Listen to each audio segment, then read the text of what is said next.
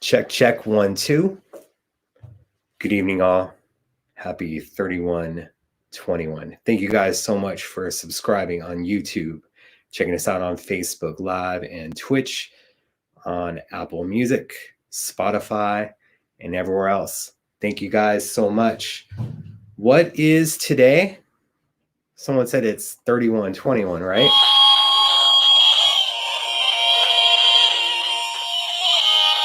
From the Macy's show. Don't you guys want to come? And we're bringing it on like this all night with our special guests Tamar and Nandy and Maya the Twins. I cannot wait. This is going to be such a fun show. Where is everyone from before I bring Tamar in? We're going to have Tamar join us first. We have Nandy and Maya, the girls. The ladies join us in a little bit. Good to see you guys. Oh, Canada in the house, Australia, Connecticut, Pennsylvania. All right. We're getting it over. UK, it's in the middle of the night, but come on, you guys got to party with us. Minnesota, Cali, Michigan, we got it going on. All right. I am going to bring Tamar on because I think that you guys are 100% ready, and she's much more talented than I am and much better looking than I am as well. So here is the person that worked on Prince with his last #1 album, 31/21, and all these other things that happened, and we're going to get her perspective of it. She is so talented, and I'm so glad to have her here with us on this day. Ladies and gentlemen, the one, the only, Ashley Tamar. I'm trying not to cry. That is like, I guess it's when it hits you like, golly, it's like, dang, he's not here. Like, I think he would have just been so appreciative of this moment. So thanks for having me on. Thanks for being on. And thanks to ladies that are going to be joining us shortly as well. I'm sure he would have been doing something on this date, and who knows, even with COVID going on, something with you being involved, because he was all about dates, just like with this little thing that we were playing that was from the 777 Macy's show on that date, with the 31/21 era. He was going to do stuff like that, just like with your album. And then the album coming out on 3/21, although if he would have had his way with Universal, it would have came out on December 13th, because that was 31/21 backwards in 2005.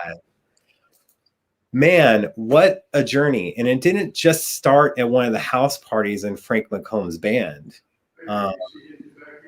You guys hooked up a long time ago in the 90s to work together, correct? Yeah, I mean, I wrote my book like in 2013 or so. And so I can't even remember everything that's in the book. I just swear I always have more and more stories. But yeah, I didn't actually meet him. I kind of feel like after working with him, he was probably somewhere in the studio. But that was the first time I saw the bike and he had this cool little, it looked like a vault, but it was like a vault at Paisley. And I had a tour of Paisley. I did a photo shoot. I would give anything to see those photos from that photo shoot. I just remember wearing a beige pantsuit. That's really it. And then I recorded Somewhere Over the Rainbow. He had a rendition of Somewhere Over the Rainbow. And I recorded that. And that's when I was in high school. Because I remember I flew to Minneapolis and I came back and I was like a freshman in high school. So I was like 13, 14 or whatever. And that was the first bout of like getting close to Prince. How crazy was that, being 13 or 14 years old and, working with Prince even back then? Were you taken aback by it, or were you like, eh? I was on cloud 9. It's funny. My god brother texted me today. He was like, "Oh my God!" Once again, he was like, "Congratulations about 31/21," and he reminded me that I'd given him a CD of The Most Beautiful Girl in the World that Prince had given me. I guess he had given it to his assistant or whatever to give to me. And I remember coming home and like just staring at that CD. Like I would pick it up and just look at it, and I would just put it down because I didn't have a CD player. So I just would stare at the CD like, oh my God, like I met Prince. Like to me, I had met him at that point, but I didn't officially meet him. But yeah, I walked in Paisley Park like, oh my gosh, coming from Texas, I had never seen anything like that, a recording studio. I called it a recording studio on steroids because it was. I mean, it was massive, and if you went to some of the parties, you knew what the small part of the club area looked like, but the rest of it was just well designed, well laid out, from the study room to the media room to the kitchen to his office to the sound stage. I didn't even know what a sound stage was until I went to Paisley, So that was my first bout or stint of being introduced to the glamorous life, I guess. I don't know. The glamorous life indeed, especially in Minneapolis, of all places, as some people would say. Mm-hmm. Pretty cool, Yeah. And then your journey, you had your own journey that you were doing after you recorded with Prince in the 90s. What else did you do? We'll get into Destiny's Child and other stuff, but your journey had roads to go on. Like after recording with Prince, what was happening at that time with you? So I was in high school. I've been singing all my life, and I was doing competitions, like, to get scholarship money for college. And at that point, I didn't know where I was going to go to college, but I was doing a lot of competitions. I would place, if I didn't win the mega trophy or the award, I always placed. It was just a grateful moment for me in high school. I was very much a studious kid. A lot of people don't know I graduated top 10% of my class. So I was very into education. Like I would be learning lines for the Black History program, and then I would be being, studious. And then from there, I went on to USC, and it was the hardest year though, my freshman year, because I never knew what depression was. I won't say that I was depressed, but I did feel really low because that's when Destiny's Child was going huge. And my cousin, her big mouth, tells everyone on campus that I used to be in the group. So I'm thinking I'm just going to be there and just be this new girl on campus, and no one knows I sing. No one knows my story. And then the very next day, like people are like, oh my God, I heard you used to be in the group. What happened? And at that point, it just started just having an effect on me. And it took me a while to pick my pieces up. And I ended up just rehabbing a moment of faith. Like I ended up going to this church I had never heard of. I just went there, and it was like the pastor was in my entire life. And from there, like my whole career just changed, like who I started working with in LA and who I started singing with and demoing with. And then that's how I got back with Prince, because I just picked myself up and started getting myself out there in college. Very awesome. I mean, it's so incredible, especially when it comes to it, because it was at the house parties, right, where you were reintroduced to him again, and you're like, hey, Prince, and he was like, Ashley? Is that how it kind of went down? Yeah. So literally, I'm going to tell you guys the whole story since y'all have me for an hour. Okay. So, because I promise you, when the twins get on here, we're probably going to laugh. Like that's all we did. We made Prince laugh all the time, but that's when they get on here. We'll talk about that later. So what happened was I was working with Fatima the Robinson, the choreographer. And I was doing background for Tamia for the Verizon First Ladies tour. So that was Beyonce, Missy Elliott, Tamia, and Alicia Keys. It was just such a great tour. And I just think one thing people don't know about me, which I can't wait to share some exciting news later about what I'm working on. But one thing people don't know about me, I am a stickler for staying in contact with people. So I would just text Fatima like maybe every month. Hey, how are you doing? You crossed my mind.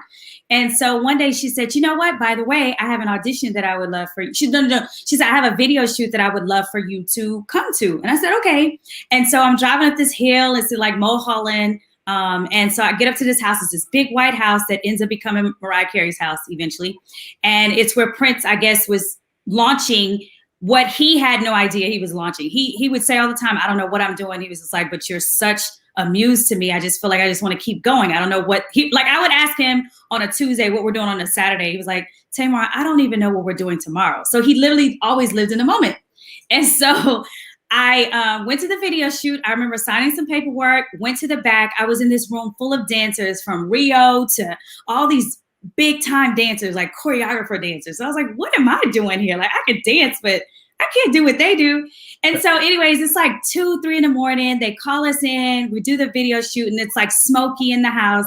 And then I promise you, I'm sitting on the couch. I'll never forget. I was facing the kitchen. The pool table room was like behind me. And he walks, you could feel like he walked past me. And I was like, I literally had chills. I'm not lying. I had chills. And I was like, and I didn't think anything of it. And so we're doing this video shoot and finally they're like, cut. And I'm like, we were here for 5 hours for 10 seconds of a cut, right? And so they turned the lights on because it was smoky in there. And next thing I know, it was Prince. And I was like, oh my God, it's Prince. And all I could think about was like, I worked with him. And I was like, how would I let him know? All of this is going in my head. And so anyways, Fatima invites me into the kitchen where they have the catering. And she's just like, well, why I really invited you here is I really wanted you to sing for Prince. And I was like, really? But it didn't happen. So as fate had it, Prince wanted to do a thank you party for all the people in the video. And so they took our photos and they took our numbers and our names and they called me and they were like, yeah, he's doing something at the house. You're welcome to come. Well, I'm calling Fatima. I'm calling all the dancers I know. They're like, I didn't get an invitation. Somebody else was like, I'm not going. So I really thought this was like an omen of like not good news. So I was like, well, maybe I shouldn't go. So I was like, nope, I'm going to go. So I took my mom with me. It was raining. We're going up the hill. My mom is like getting anxiety attacks. She's like, I can't do this. I cannot do this. I can't do this. I was like, but Mom, I have to go. She's like, I just can't go up this hill with you. She said, is there anybody you can call to come back with you to the party? And so I called my friend Byron Ravenel, who was like my spiritual advisor, big brother, and he came with me. So my mom went home, she took the car, and then Byron came. And so long story short, walked in the house, and Sheila E's on drums. Was it Sheila on? No, I think Cora was on drums. Her husband at the time, Josh, was on bass. And I think Frank McComb, maybe? Yeah, Frank was on keys. And then Prince was in the pool area, pool tape. He loved to play those games and stuff. So he was in the game room area. And so I'm just sitting there chilling. And so then I go to the bathroom, I come back, and then there's Sheila E on drums. I think that's what it was. Cora was on drums when I got there, and then Sheila E gets on drums. And I'm like, Sheila E's on drums? Oh my God, where am I? And it was a very small party. And long story short, right before we leave, Prince is standing at the door where the stairs are to the right. I'll never forget it. And he was telling people, thank you for coming. And so my friend Byron says, mind you, this is like 3 a.m. at this point. And my friend Byron was like, I'm definitely going to say something to him. I was like, well, I'm not saying nothing. So he said something to Prince and he looked so cool. I was like, oh, well, maybe I will say something. And when I tell you, it was just like a blah, blah, blah, blah. I was like, hi, Prince, my name is Ashley. You re-recorded Somewhere Over the Rainbow for me. And he looked like, and I was like, oh crap, did I say something wrong? Like, am I gonna remember me? And literally he was like, how are you? And I was like, I'm good. He's like, what have you been up to? I said, well, I just finished working with Lee Ritenour. And I wasn't putting 2 and 2 together that like the greatest of all time in our world, and then Lee Ritenour in the jazz world. So you say that name to Prince, he's gonna go crazy. Like, what? You're working with Lee Ritenour? How? And that's how it started. That's how it started. Awesome. And then it's just like, poof, here it is. I'm going to be your guitar player. How did that happen to where he's all like, I'm going to get you a band. You're going to be the lead singer. I'm going to be your guitar player. How did that come to be? Was it that easy or what happened?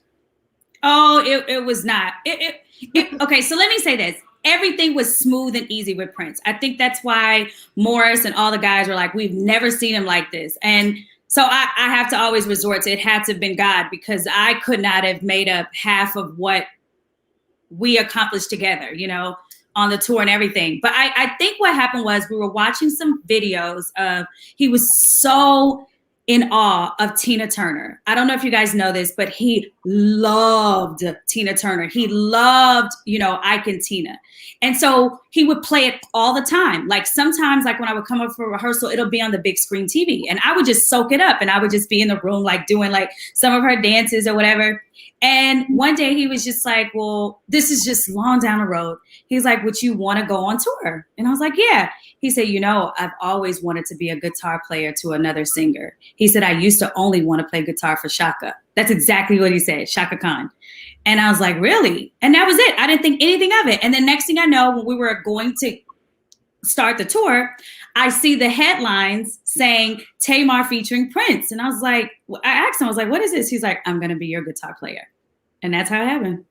He didn't tell me.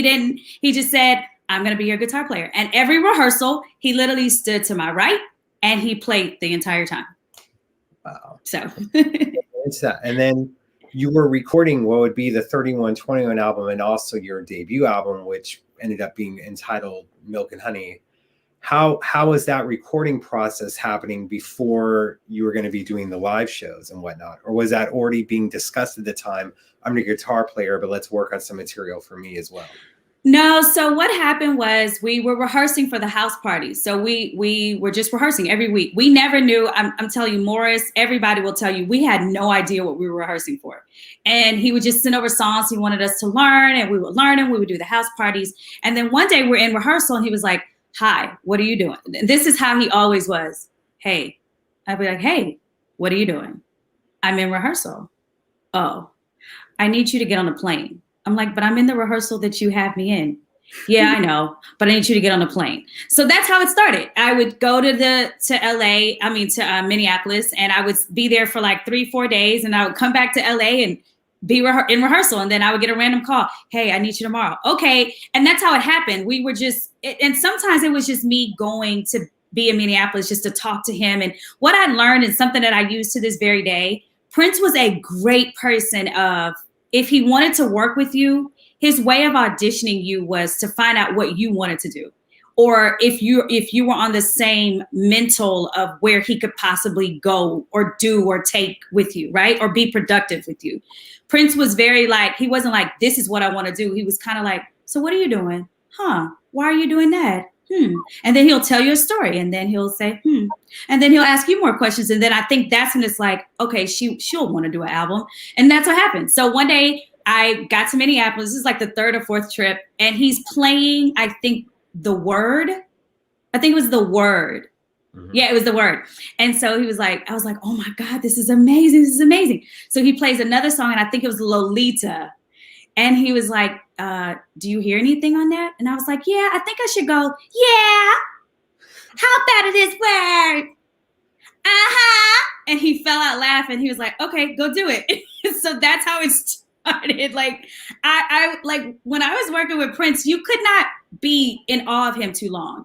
If you knew that I want to work with him, you just had to, like, if he said, hey, you want to do this? You just be like, yeah. Even if you didn't know how to do it, you were like, yeah, let's do it. And that's kind of how it happened. Literally, that's how it happened. So that's how Lolita came to be, with a little chance in the background was just adding it in. There's Tamar. Yeah. Yeah. How bad is this word? Bad. Yeah, it just came about like that. And then your first public show, aside from the house parties and whatnot, it was at the Viper Room in Los Angeles, correct? Oh my God, you guys. Okay, so the Viper Room. So the Viper Room, where no one knows this story. The Viper Room is where, oh, no. This is what happened. We went to see Nika Costa at the Viper Room. I had never heard of her. Of course, I'd never seen her perform. And I was looking at Prince like, oh my God, she's amazing. And he was like, would you want to perform here? And I was like, yeah, I'm not thinking anything of anything. And I was like, yeah, I would love to perform. Well, we performed there. And Keith Sutherland was in our audience that day. I remember. Yeah. Anyways, you guys, I fell into the audience by accident. So if anyone on here is from that show, can you guys please tell them what happened? All I remember was Prince threw these the flashing lights, the strobe lights on. Mind you, this is our first show, guys. Never rehearsed with strobe lights. I've never performed with strobe lights in my life. So I'm like, and you guys, I fall into the audience. Thank God I didn't crack a tooth, or it was bad. But the audience pushed me right on stage. That was so embarrassing. I felt during that show. But yeah, the Viper Room was our first show. And on the Facebook comments, Kevin is saying you fell into him. No, are you serious? Can you tell him to tell us what happened? Kevin, please tell me what happened. Type it out, because I was at that show too, and so was Cody, who's in the room as well. Hey, Cody. Hey, everybody. That's not nice, Ashley. Say hi to everybody. Hi, guys. And you can access comments, I think, if you don't have it, I think there's a button for you to click on the side and you can see all the comments I'm doing. That's why you're seeing me look it to the right. Sometimes just do it. Tamika was there as well. She says she doesn't remember you falling. Oh my gosh, you guys, I fell and it was so scary. It was so scary. But yeah, the Viper one was the first one. And then I remember we did the Roxy. I think Jimmy Iovine was at that performance. I think from the Pussycat Dolls, the one that's on the reality show. Nicole was there. So she and I, to this day, if we see each other, she's like, Tamar, you know what I mean? I've made some really, really good friends during that time. But yeah.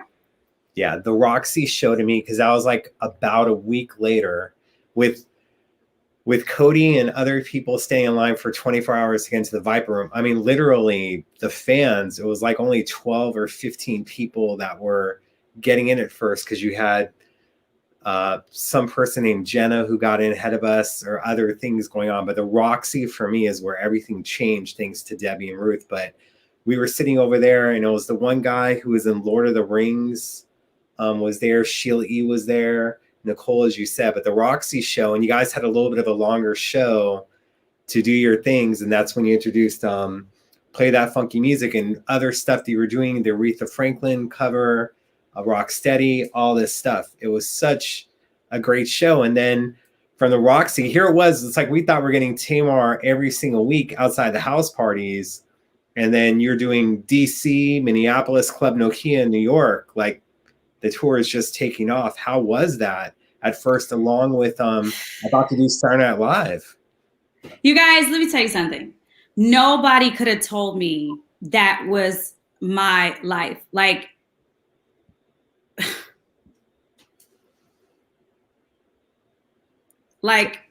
we never planned anything.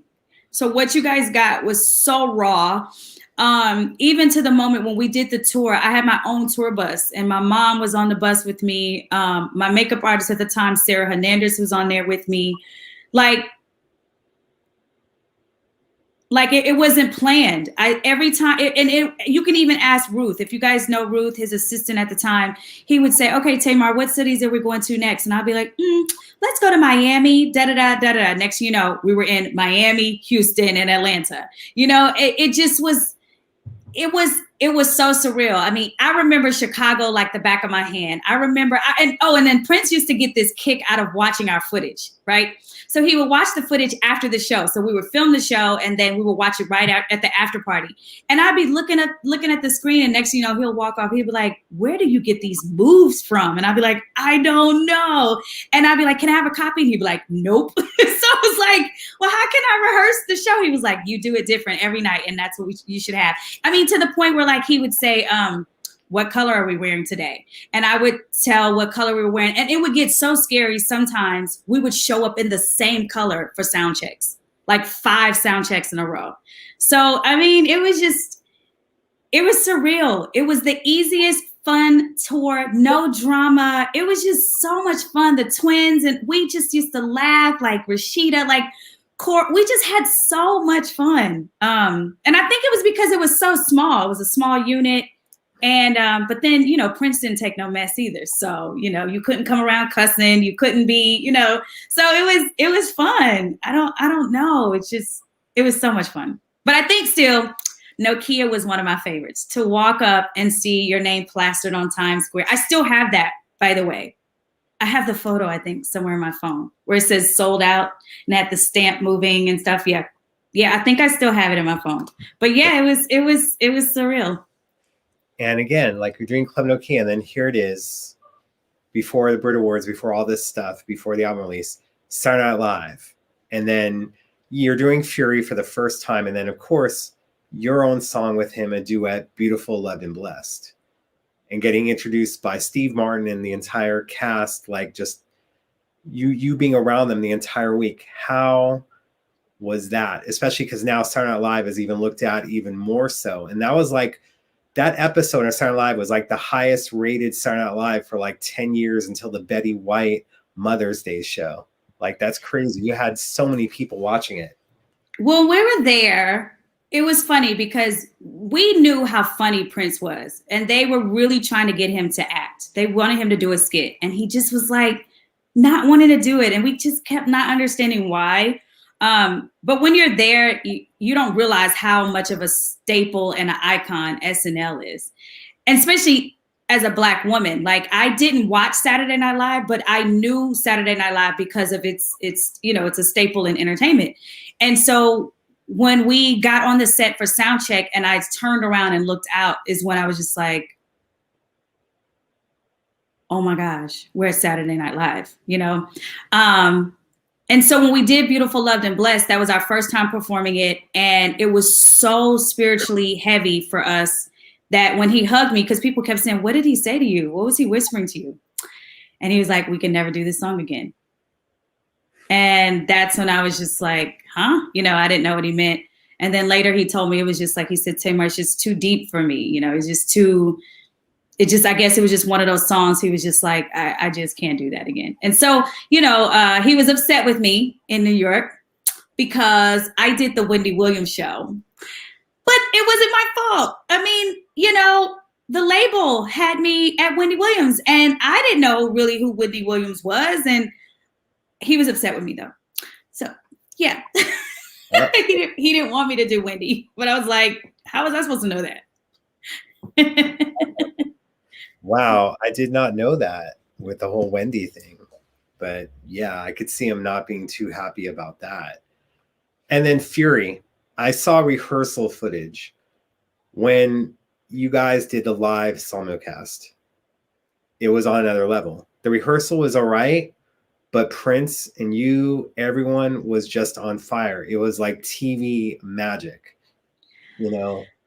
That song was fun to choreograph. So, I'll wait for the twins to come on, but he really was adamant about us choreographing our own tour, the tour. And I remember just coming up with the moves, bang, bang, bang, boom, bang, bang, so I remember that. And I remember when I heard the song for the first time live, I was like, I swear I thought it was 20 musicians behind us, and Cora, Josh, Morris, and Prince. Just every time that song comes on, it's like, now fury like a woman scorned. But still, my favorite of that performance was still the Brit Awards.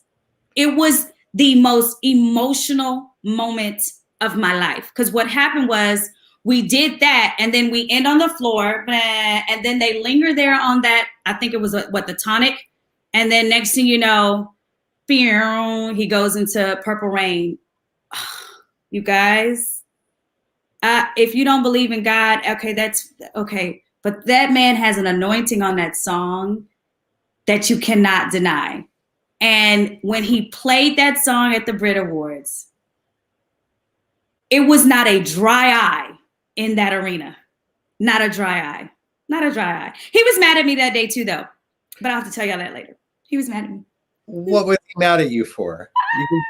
What happened there? You didn't do more games overseas. Was she following you guys? What happened? No, so he was upset with me because Kanye West, that's when Kanye West, she ain't nothing but a broke, she give me money. That song was the biggest song, right? And so Kanye was just like, yo, you should come to my sound check. He said, it's a closed sound check, but you're welcome to come through. I was like, okay, cool. So I went to the sound check and it was just me in there he had over 100 women in like gold, like they were plated in gold. And Prince just like didn't like the fact that like if someone, invites you to something, it's not good to just say yes all the time. And I was looking at him like, what? It's Kanye. Like who gets asked to go to a Kanye sound check? Like I'm in London. I'm going to Kanye sound check.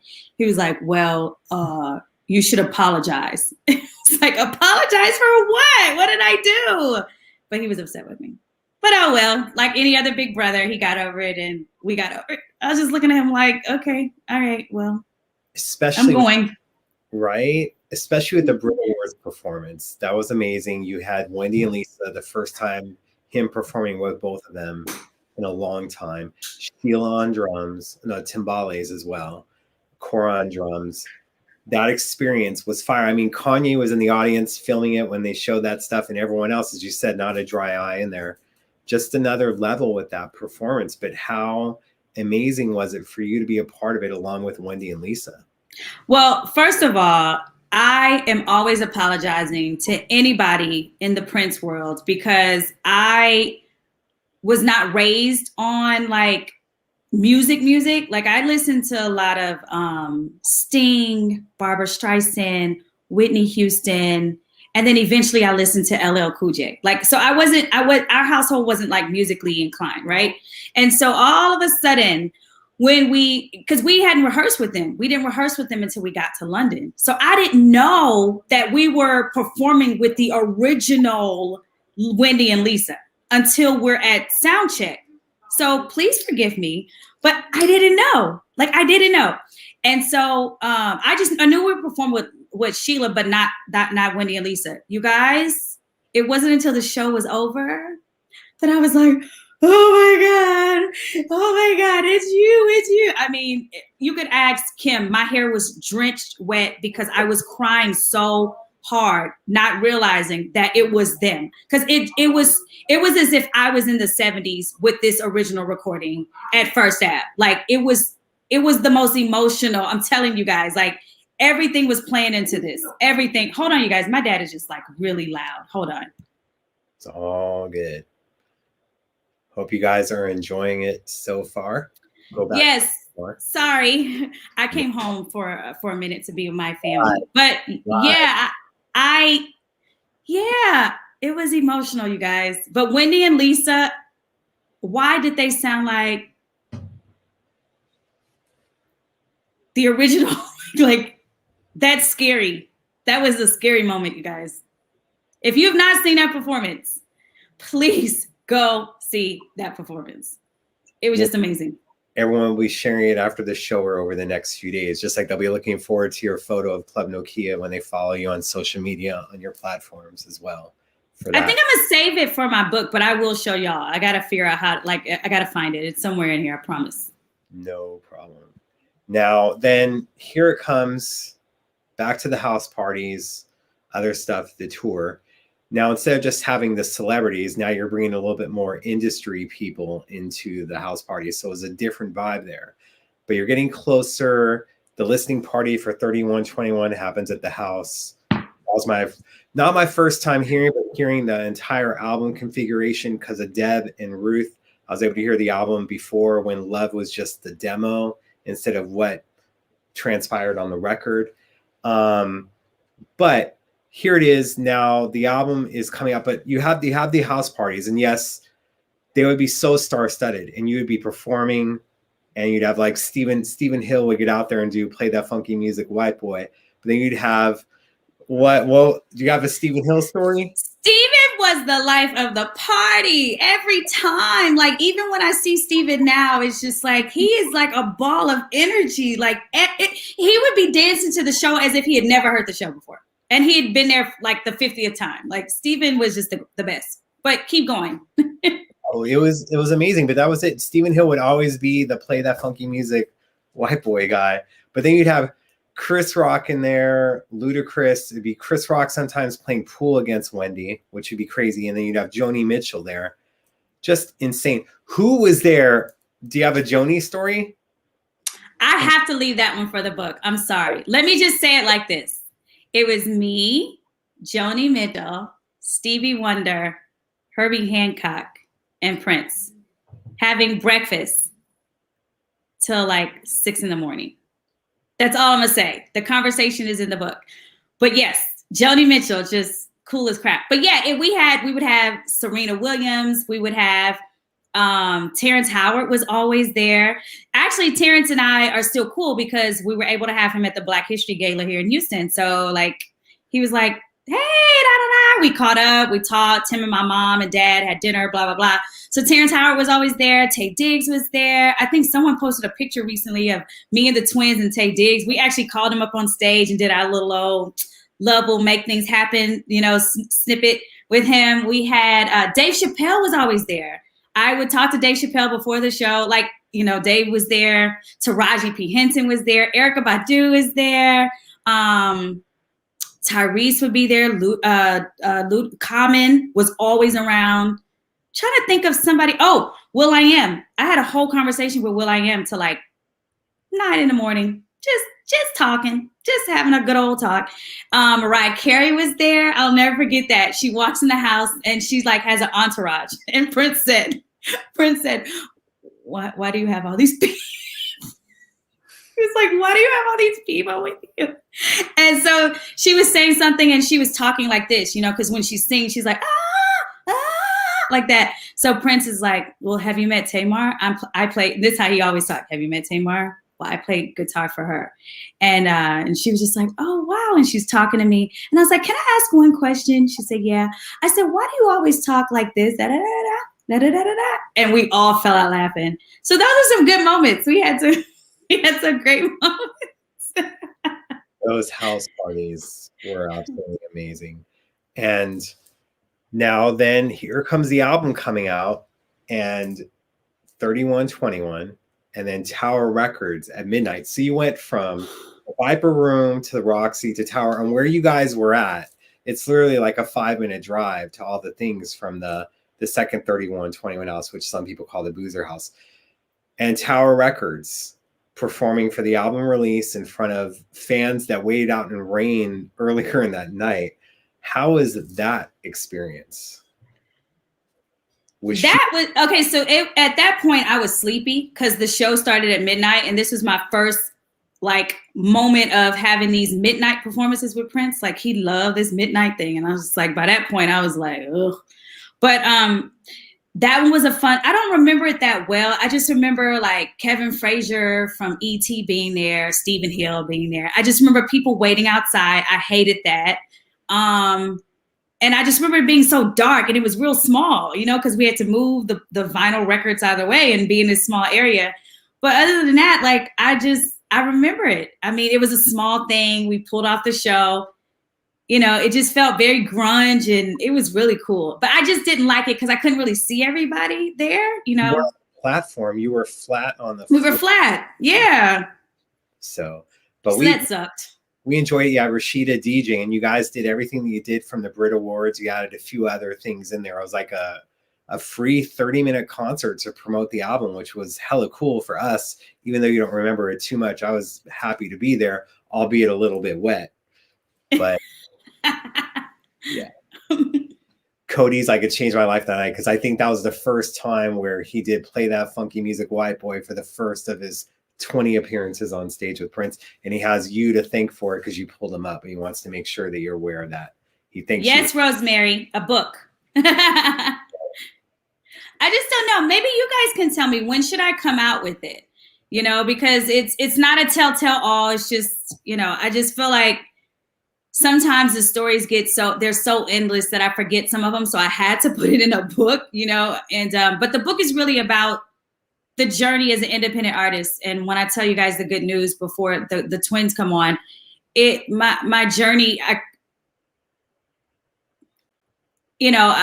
tell a lot of people as an artist and an independent artist, the biggest fight is always to keep going. You know what I mean? Because we're not like necessarily with the label, or we don't have the financial backing, or, you know, being let down so many times. And like, even now, like I'm still auditioning, you know, at some point you're like, gosh, can they just look at my resume and say they just want me for the job?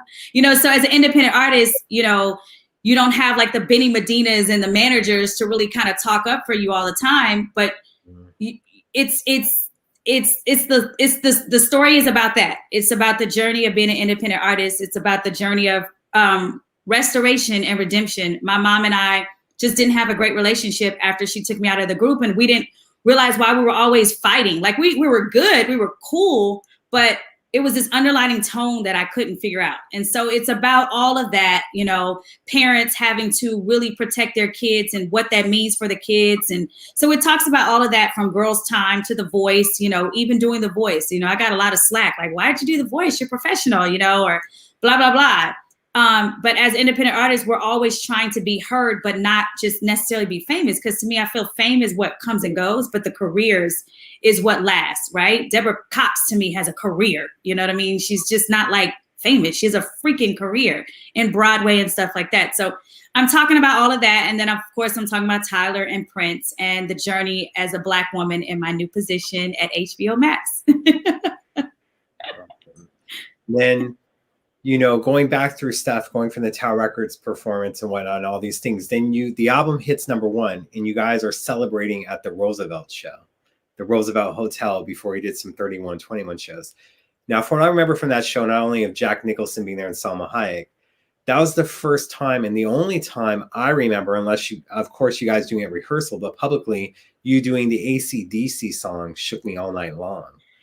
You shook me all night long. So what's crazy, guys, let me tell you how much I love AC/DC, okay? I have an entire outfit in there that has AC/DC, top and bottom. I am an AC/DC. So when Prince found that out, he said, he looked at me like, who are you? How do you know? And I was like, I started singing it, and he was just like, okay, so I guess that's in the show now. And I was like, really? And so we did that, and that just became another highlight for me. Like anything that's rock and funk, any day. Why was it only done one time? I think sometimes he liked these one-timers, because even in Houston, he hadn't done Purple Rain up until Houston, which is my hometown. And so we only did Purple Rain in Houston. But I learned a lot from him with this exclusivity thing. It's kind of like you had to been there, you got to be there. And I think it adds some stories to the audience having something unique to them too as well. I like it when artists have a set show, but then they throw in something different, which is what I kind of think is missing from today's music. Like, I get that it's all choreographed and regimented and it's this song and then it ends here. Prince was like, we keeping this groove going. 1, 2, 3, good job. So you like, how can you not put that kind of formula into your own show, right? And so, yeah, that was the only time we did it. And actually, I didn't want to do it anymore after that because it takes a lot out of you. Fair enough. Fair enough. Now, some people are asking, they're like, about the HBO Max thing that you dropped on them, they want more information on that. Well, you guys will be the first to know. I'm probably never going to change my status on my social media, but I'm the new music supervisor for a new HBO show that comes out in May. Congrats. Awesome. Yeah, so it's cool. So that's it. I wish I could tell y'all what it is, but I'll you guys will know when I wear my gift from the show, and I'll be like, and then you guys will be like, oh, that show, you know. But yeah. Thank you for dropping it here first. I appreciate it. Can't say it, but at least they'll know, and they're like, oh, that's it. Now, with recording certain songs like Incense and Candles and 3121, how did the song 3121 come to be, and then go Incense and Candles as well? Oh my gosh. 3121 came from the original House Party. So he would just be singing, you know, he just out of nowhere, he's like, and he'd just be like, don't you wanna go? 3121, gonna be so much fun. And he would do it every house party. That's how it came about. It was never recorded, nothing. And he recorded it before I got to Minneapolis. That's how that song came about. Was literally that way. Incense and Candles, he recorded it already. And then when I got to Minneapolis, he was like, can you add some vocals to it? And I just pressed record. He let me record everything to his music and my music by myself. Like I needed no engineer. I was like, leave the room. I will record myself. And that's how Incense and Candles came on. I literally was just like, Incense and Candles. Like all the background, all of that's my arrangement. I think that's what made it so much fun too. He never had to tell me, I want something here, I want something here. He'd be like, okay, bye. And then he would come in and be like, are you hungry? Be like, nope. He says, okay. And then he'll leave, he'll come back, are you hungry? Be like, nope. He'll be like, okay. Let us know when you're hungry. So yeah, it was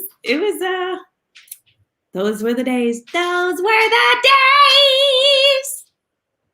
Are you giving us some All in the Family vibes now? That is All in the Family. I'm an 80s baby. I loved All in the Family. All right.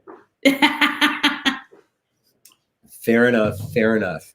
Then, you know, you had the Vegas run, you had the Empire Ballroom. And then I know American Idol. What happened with that you weren't on it if you want to talk about that? You don't have to. You can go straight to the Empire Ballroom shows. No, it's fine. American Idol, I auditioned for it. I came like with makeup on and heels and all this stuff. And they were like, no, next, you're too professional. That's what they told me. They said, too professional. I remember crying my heart out, but that's all they said was I was too professional. And then when Prince did it with the girls, was that something that you wish that you would have been a part of? No, indeed. At that point, I think I was working with Tyler, so I wouldn't have had the time to. And, but I was so tripping out. I was like, you never wanted to do this kind of stuff, and then all of a sudden he's like, he has a Twitter account. You know what I mean? But no, I was very proud of them. I watched it. I was glued to the TV. Heck no. Okay. And then, we were expecting your album to come out, Milk and Honey. I think, it was going to be on May 21, right? Because that's what was said on Saturday Night Live. And it never came out. Of course, there's a lot of fans that have it and they have other stuff that you put out. Everything happens for a reason, I know people say, but do you wish it would have came out the way it was supposed to through Universal Music, or just curious your thoughts on it? That's a good question. I've actually never been asked that question. Looking back, no, I don't think it should have come out. I think things that are happening in June are going to happen the way they're supposed to. But no, I don't. I'm kind of glad because Prince was like mentally somewhere else at that point, and I don't think it would have gotten any more push because he was like, I don't want to do anything else. Like he just was a turn on, turn off kind of guy. And at that moment, I don't think it would have done any justice, honestly. But I don't think so. But in the process, you couldn't have told me I wasn't mad. I was heated. Okay? Heated. Okay. I worked hard for that album. Right. I understand. Everything happens the way it's supposed to happen. But then here it is. You're not having that album come out in time. You're still doing the Empire Ballroom shows, which eventually ended up being the 3121 Vegas run, but the Empire Ballroom shows, you guys were doing different songs. Do you remember anything about those shows aside from, I know Eddie Murphy was in the crowd, a few other things were happening? I just remember Eddie was there and the guy from Texas, the actor, Matthew McConaughey. That's really it. I don't remember when you guys listen, those shows was such a blur. Like they all just rambled into the same old show. But no, I don't remember that. I just remember it being dark. That's all I remember Justin Timberlake being there. That was my first time meeting Justin Timberlake. And he was like, yo, this is fire, But other than that, I don't remember anything else about it. I don't. That's sad. That's really sad, actually. You're doing so much with Prince here, not sleeping a lot. I hear it from a lot of people that a lot of things just blur together. Mm-hmm. There's certain things that just really, really stick out, like just really blatantly stick out. And then some stuff you're like even some of my castmates, when he came to see one of my shows with me and Tyler Perry. And a lot of them to this day are like, remember that time? Remember we did this? And I'm like, how do y'all remember this stuff? And I said I probably should get more encounters from everybody so I can write it down. But it was so much. It was just so much. The guy from Texas. Matthew McConaughey, that's how he's going to be known from now on. The guy from Texas. The guy from Texas. The handsome guy from Texas. That's all I remember. It's Matthew McConaughey. Fair enough. I'm going with it. Now, when we had you on our old show or my old show back in 2013, and then, Prince was excited. He wanted me to, he didn't have the Milk and Honey album. He was asking for a flat copy and we sent it to him, but he enjoyed it. Was after you were on the show or any other times, did you have a contact with him or would he reach out at weird times? What would happen if you can share that? Or will be in the book. So I wish I could share my screen. Something told me after he passed that just to check my email, because he would always email. I did not know that I had not opened up at least 20 emails from him from 2012. Yeah. But I just wasn't checking that email account. And so, we stayed in touch. He would hit me up out of nowhere, or he would come to one of my shows with Tyler and he would just you would see these security walking around. You'd be like, why is there security walking around? Right. The next, Raul will come through the door and I'm like, Raul, his bodyguard. And the next, he's like, yeah, he said, Prince will be here tonight to see the show. And I'm like, ah. And then one show in particular, he calls, he's like, that was an amazing show. I was like, thanks. And he was like, do you want to invite the cast over? And I was like, yeah. So I texted as many people who wanted to come. They followed me up to the house. We stayed there till like 4 or 5 in the morning. And then the next day we had a matinee and an evening show. And Tyler was at our show. Like he flew in for the show. And I was nervous because he wanted to talk to the cast. And he was like, he looks around and he's like, Ashley, that was probably the sweetest thing you could have ever done. And I was like, because I thought he was going to be mad that I had everybody out till 4 in the morning, but he was actually the total opposite. And so, and then Prince came to see me as Diana in Motown the Musical. And I wish I could find the text message from him, but I think because I changed phones, I don't have it. Ugh. I should have screenshot it. But he was like, this is exactly what his words were. Diana needs to see you as her. Amazing job. And then I went to surprise him in Minneapolis. I still have a photo of like the conference room when he went to the bathroom. And then when I did The Voice, the producers from The Voice called me and said, guess what? I said, what? They were like, Prince has greenlit to use footage of you guys' performances. And I was like, what Prince? They were like, Prince. I was like, no, I don't think you talked to the right Prince. They were like, no, he gave us the green light to use the footage. I was like, you cannot be kidding. You cannot be telling me the truth. Because he was the actual opposite. He didn't let people he didn't license any of that content. So I should have known something was up then, but I didn't. And that was the year that, yeah. Sorry to hear that. I'm glad that they allowed the footage. But yeah, you would be surprised where he would allow certain things to be used or whatnot. But it seemed like he liked The Voice because then he ended up working later with Judith Hill for a bit. Mm-hmm. So, which was cool. So what do you, aside, you guys did like, although it hasn't been released yet, the 3121 movie, right? Say it again. The 3121 movie. We worked so hard on that. Sanaa Hamri, we just worked so hard. We worked so hard. Like the camera crew, the actors, the editing, like we worked so hard on it for it to not, I don't know. That's the only part that just never made sense to me with him. Like, we did all this work for nothing? What? Like, I don't know. It was, you guys, it would have been something, you guys would have been like, oh my gosh. And it just didn't happen. Now, what videos, because I know like there was like the morning after on there and the word on there. What videos do you remember? There wasn't an incense and candles video, was there? No, it was Te Amo Corazon, and then those 2 songs. The word, or maybe it was Love. I don't want to give you my love. That song. That's the word, right? The dance. So yeah, that was on there. But yeah, guys, like just like, you just sometimes wanted to take them and be like, what is your issue? You know, but wherever. Yeah, I would too, Melissa, but you know, I don't understand that side of that stuff. And, you know, I don't know. Where he'd make stuff and then it wouldn't get released. Mm-hmm. It would happen a lot. Yeah. Kevin Smith tripped on that one time. I believe he said, like, what's he going to do with all that footage, you know?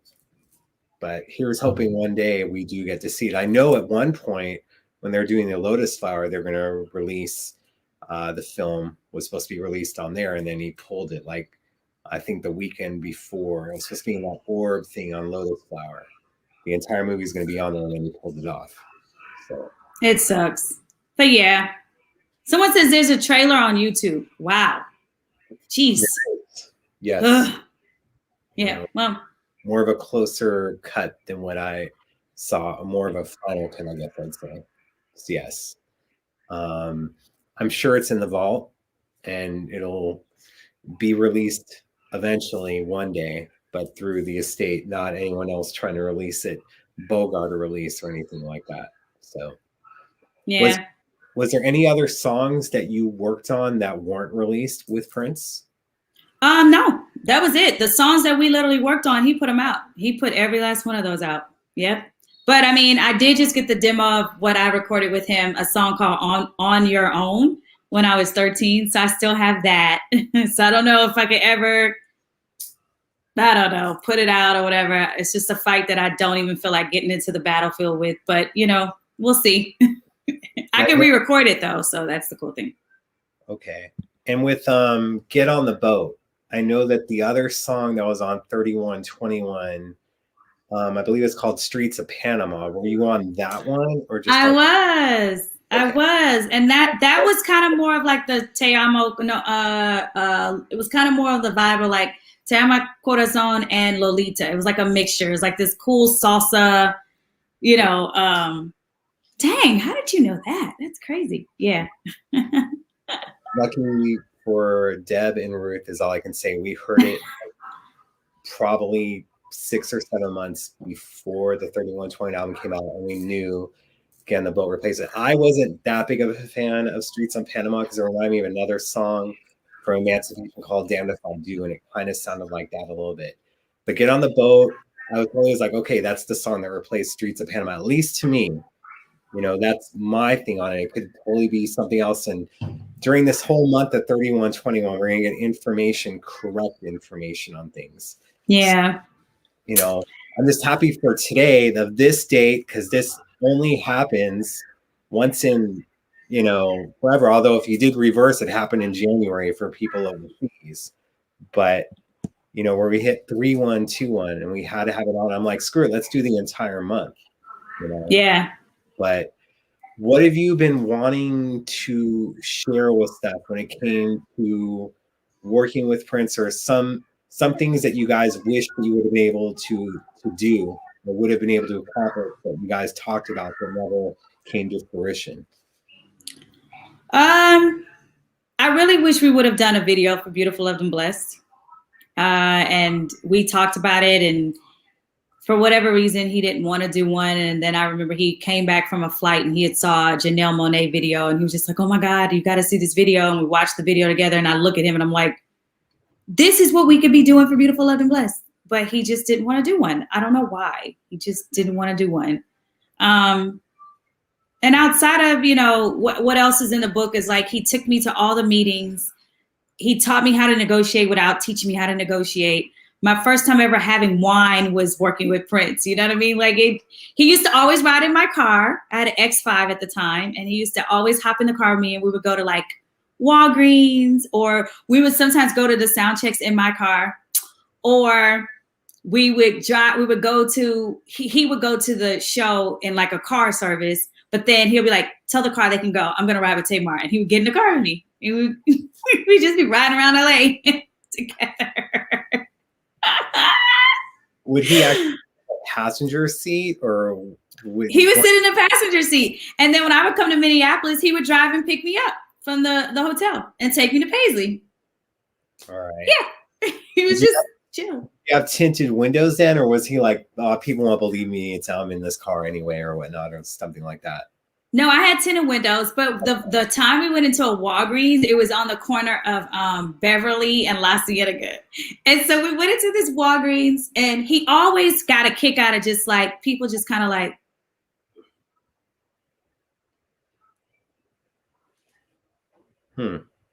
like he got a kick out of people like looking at him. But the cool thing about Prince was no one ever bombarded him for photos. It was like he had this thing about him, like, don't come. He was approachable, but he wasn't like, and I hate to say it, like Michael Jackson, where people are like, like that. People were the actual opposite with Prince. We would go through the airports, and like people just be like, they wouldn't take out their phones or anything. It'll just be like, that can't be him. And he would be like, yeah. That's them thinking it can't be him. Yeah. Yeah. All right.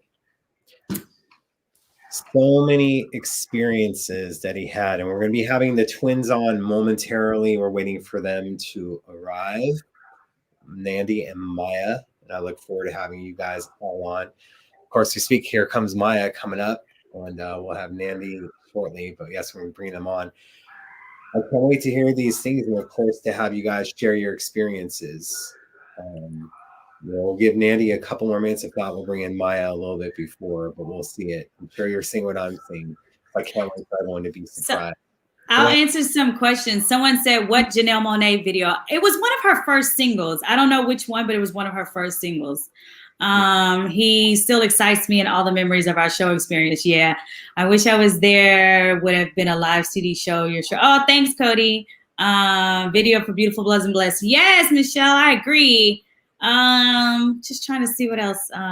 Yeah, they did, Sean. They really respected Prince, and you know, everybody. I mean, the celebrities, everybody. They walked in, and they didn't treat him like he was royalty. They just treated him like if I needed to be in the presence of someone beyond great, you could feel that from everyone. And Prince was very good at taking artists after a show, and he would teach them how to make their show better. He would have the musicians come back to the house, do their entire show. He would take it apart and show them how to give it that oomph.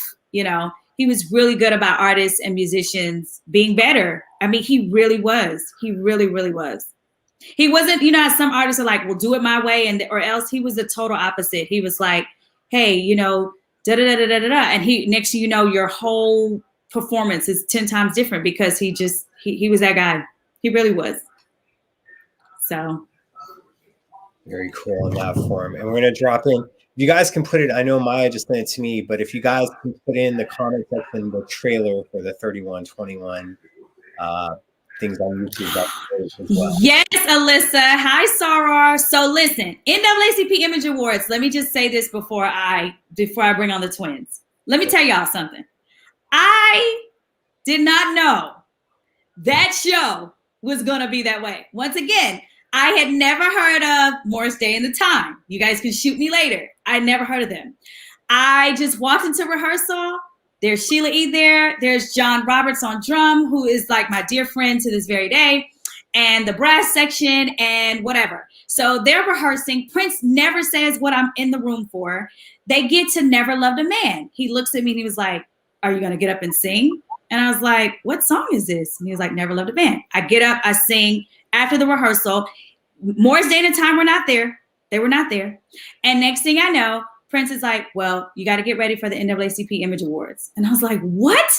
And long story short, the night before the actual award show was when I saw Morris Day and the Time. Still didn't know who they were. They get on stage. They're doing, you know, everybody, have you heard? Da-da-da, to Call a Bird. I was like, what song is this? And I just fell in with it and started doing the dance. And the day of that show, when I saw that audience go crazy when those guys walked on the stage, I was like, who are they? I didn't know who they were. Well, we're going to have to pull a card from you. Oh, but get this. Prince loved that I didn't know anything of his previous times.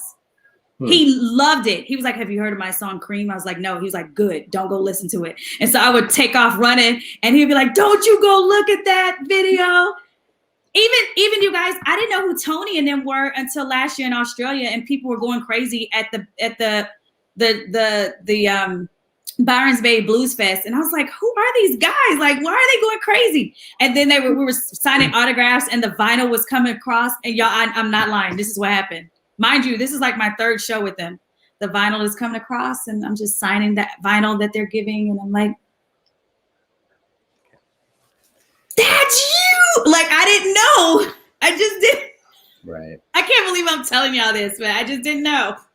We're going to bring it on. And then speaking of, it's now, we're going to bring them on because someone's bringing up incense and candles. That's a little cute. We're going to bring on the very talented, that you guys were first introduced to as the twins, Nandy and Maya McLean. Going to bring them on right now. Yeah.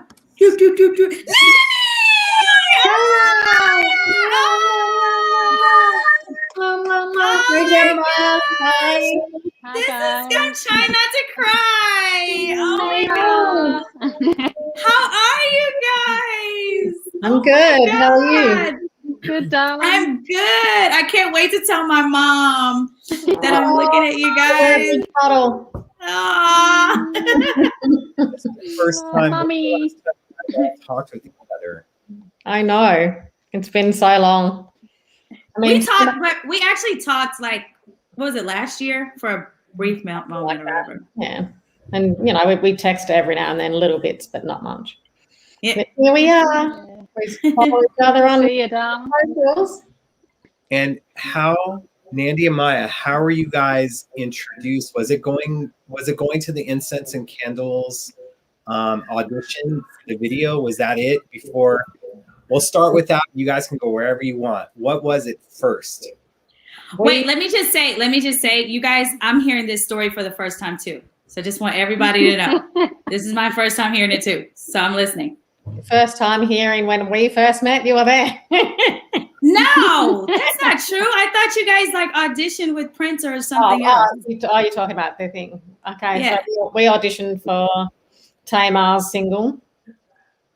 And it was Prince's and Tamar's, but they're duet together. And yeah, it was just me. I think there were maybe about 40 girls in the room, right now. Yeah, we were somewhere in Hollywood up some staircase. And Maya didn't know that it was Prince singing the song.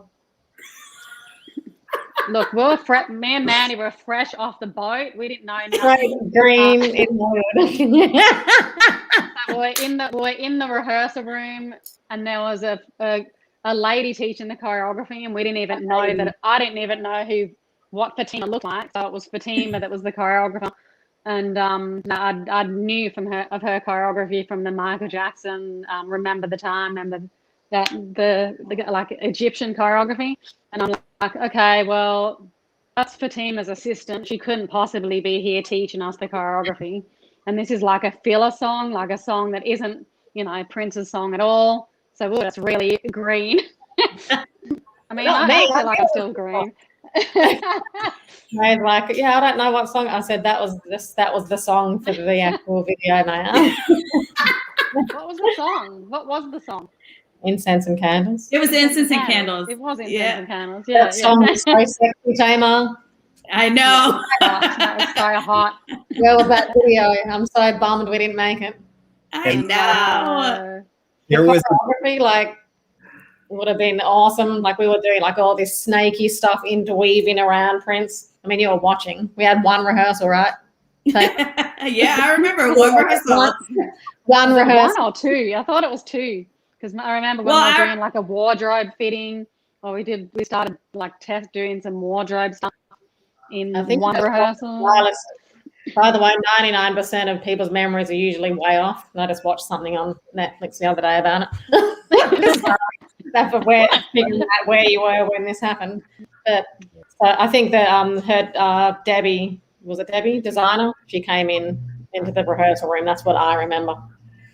Yeah. And then she had all these, we had some ideas and stuff and of how we wanted our wardrobe to look anyway. Prince threw us straight into freaking start designing ourselves. Hilarious. But I remember Tamar being there sitting in the corner, and we came in, and then Prince, you know, we came and met him and Tamar together. And we met them both at the same time. That is crazy. I didn't know that. I thought you guys already like had met him before meeting me. No, we met you both at the same time. Well, and then we started going out to the what was it? The Roosevelt Hotel. Were you there? Did you go to those, Tamar? Mm-hmm. I think it was I felt like it was vetting me and Maya just to see what we were about, asking us in a club environment. Asking us a bunch of questions. Yep. And Nandy was there. Nandy was there with her ex-boyfriend, and he knew all about the Dave Chappelle comedy thing. Like the pancakes and all that kind of stuff, and the basketball, the Dave Chappelle thing. I hadn't heard of it. Nandy had never heard of it. Did you really do the pancake thing? And Prince was just laughing. Loved it. He loved hearing it because it was so. He wasn't hiding. This guy, he was like a ballet dancer, tall, skinny, freaking fully enthusiastic. Did not hold back. It was so much fun. Yep. Yeah.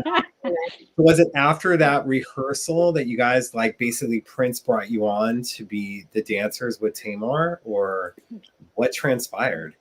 No, that was not it. So I believe we had the one rehearsal, if my memory serves me correct. Then we started going out to these night, you know, interviews with Prince at the Roosevelt, or at actually it was the House of Blues. It was the House of Blues. Okay. And Okay. and then he asked, and then we ended up back at the Sunset House, and I believe that's where, and Tamar was there, Prince was there, and Prince wasn't in the room. I think he could have been in his office or something. And this is what I remember. And Tamar asked if we could sing, and so all of a sudden we're kind of getting interviewed as singers or something. Because he would always set me up for like these epic like tests, like you said, like we all didn't know like what he would be up to. He didn't know what he would be up to, so he'd be like, Tamar, can you ask if they can sing? And I'm like, okay. Like, at that time, I was like very green to how he operated. I would just be like, okay, and I just asked them to sing, and they were looking at me like, yeah, this is a random thing. What did we do after that? I want to hear your side, Tamar. I don't even remember you guys singing. We started singing probably because me and Maya had all these Mariah Carey songs that would just crack into. Yeah. We had, and in harmony, so we just jumped into some Mariah Carey song. And then after that, I don't know if I heard Tamar say this or whether this was reality, but this is my image after that. They can sing. From Tamar. I've heard Maddie tell that story a bunch of times, so you don't know whether it's real or not. Was that real, Tamar? I did. I was just like, they can sing, because I think at that point I was just like, I don't know what is going on, but I'm like, they can sing. I tell you what, I thought my interpretation of that story was that you were just keen to get into rehearsals and start, rehearsing for the show. Yes, you nailed it. I was like, let's just move this along. Singers, and then let's just freaking go. Let's just pull the trigger on this thing and get going. Yeah, well, let's go. That's why it wasn't that why we ended up not doing the incense and candles video, because it was like, oh well, we're not going to do the video anymore. Let's just get on the road, and then we jumped straight into rehearsals. There was no video anymore. I'm like, damn it! I was loving that choreography from Fatima. Yeah. My thought was like, videos don't make money. Let's just go make money at the live shows. That's what I thought Prince was thinking. How crazy is that? You guys go from rehearsing, like you're trying out for this video, and then it's like, screw the video. We're just going to bring you on the road, and now you're working with Prince. Yep. And then Tamar had a whole band there, a whole new band. And then Prince just threw in everyone. Maybe except for Morris, maybe. But well, gold and groomed.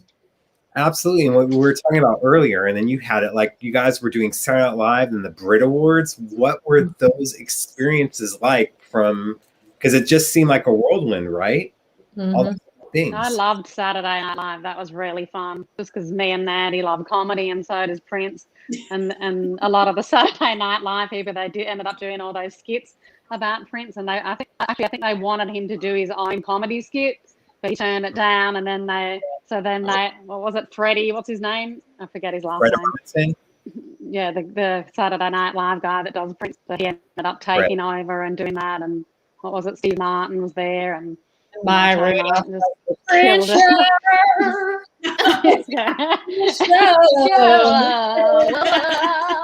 it. She does Beyonce. Brilliant. Prince is carving a sculpture. Yeah. Where did Prince go? He just disappears. Steve. I remember Steve Martin being there too. But yeah, that was so fun. Imagine just flying up to New York and you're backstage on the set of freaking Saturday Night Live. Seeing how the set will revolve, or you go to these pre-recorded TV shows, and Saturday Night Live is a live event where everything's all revolving stages and it's all on the timer. So cool. Yeah, awesome show. And you guys looked amazing with the dancing, with Fury and everything else going on. Like, yeah. And you guys came up with your own moves, Tamar was saying? Yeah. All of us, we just came up with this choreography together. Yeah, that was really fun, that one to perform. Fury was awesome. In comparison, like when we did Prince's shows without Tamar, it was still fun, but it was, it's just a lot bigger and spread out. But, Tamar's shows were, a little more intimate and storytelling. Which Mandy, don't make me cry. He talks about that all the time, though. Like, he always was like, that time will, he used to just always flash back to it. And I'd be like, let's do it again. He was like, Tamar, that was such a moment in time. I don't think we could ever even try to outdo it. Like he really loved that moment, you know. And the girls, the twins always made it so much more fun because we were always silly. Like we were all, it was never a dull moment with us. Ever. So many private jokes in the background. Remember that time? Okay, you guys are hearing this first. Remember that time we were doing rehearsal and the camera, remember he brought in a video camera for us to teach our own choreography back to ourselves. Remember? And my wig fell off. Remember I was doing a dance and the wig fell off in rehearsal and Prince fell out. Oh my God.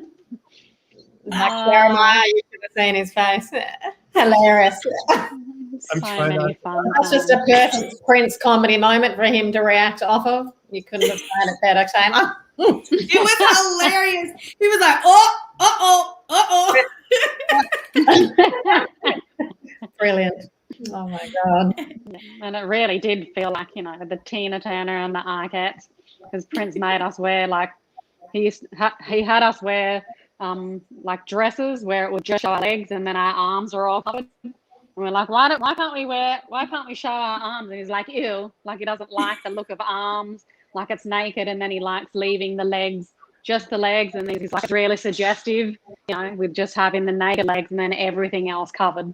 So he had all these, the way that it was kind of styling us all, and you know, and that kind of was how the Arquettes did it too, with their, you know,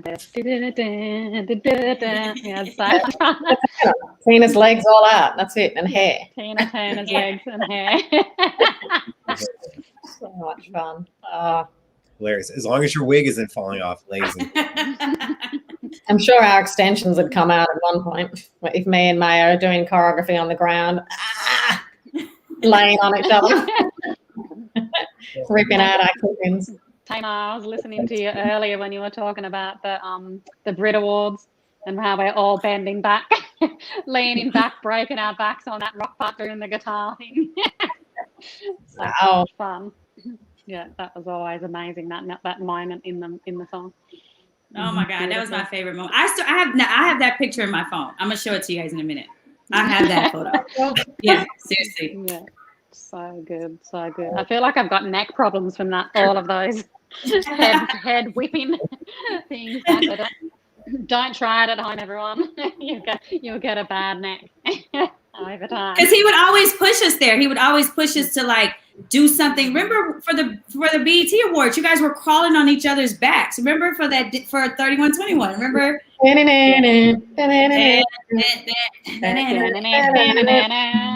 does sound like a horror movie moment, I think. Make us look like creepy spiders.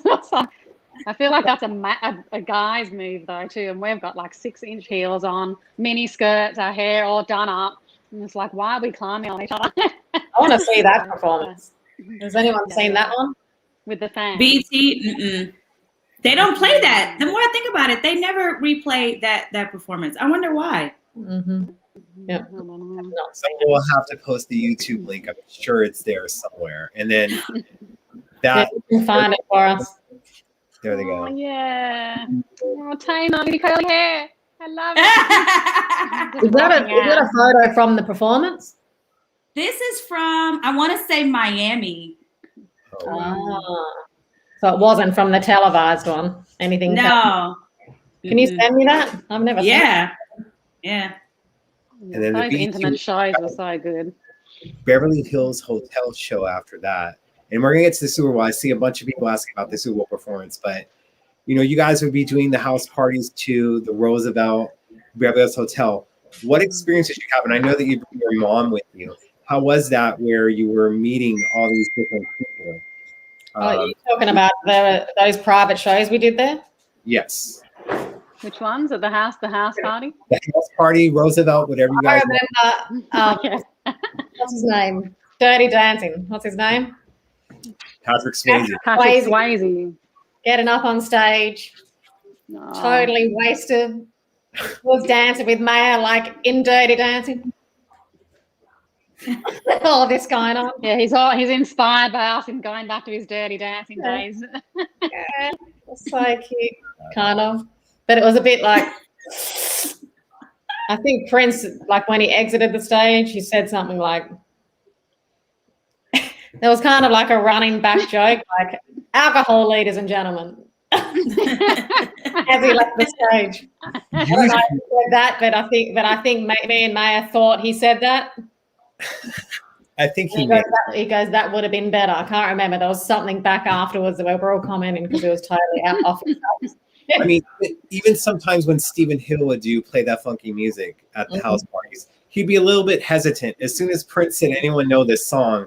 I think even before he finished that sentence, Patrick Swayze was already running up on stage.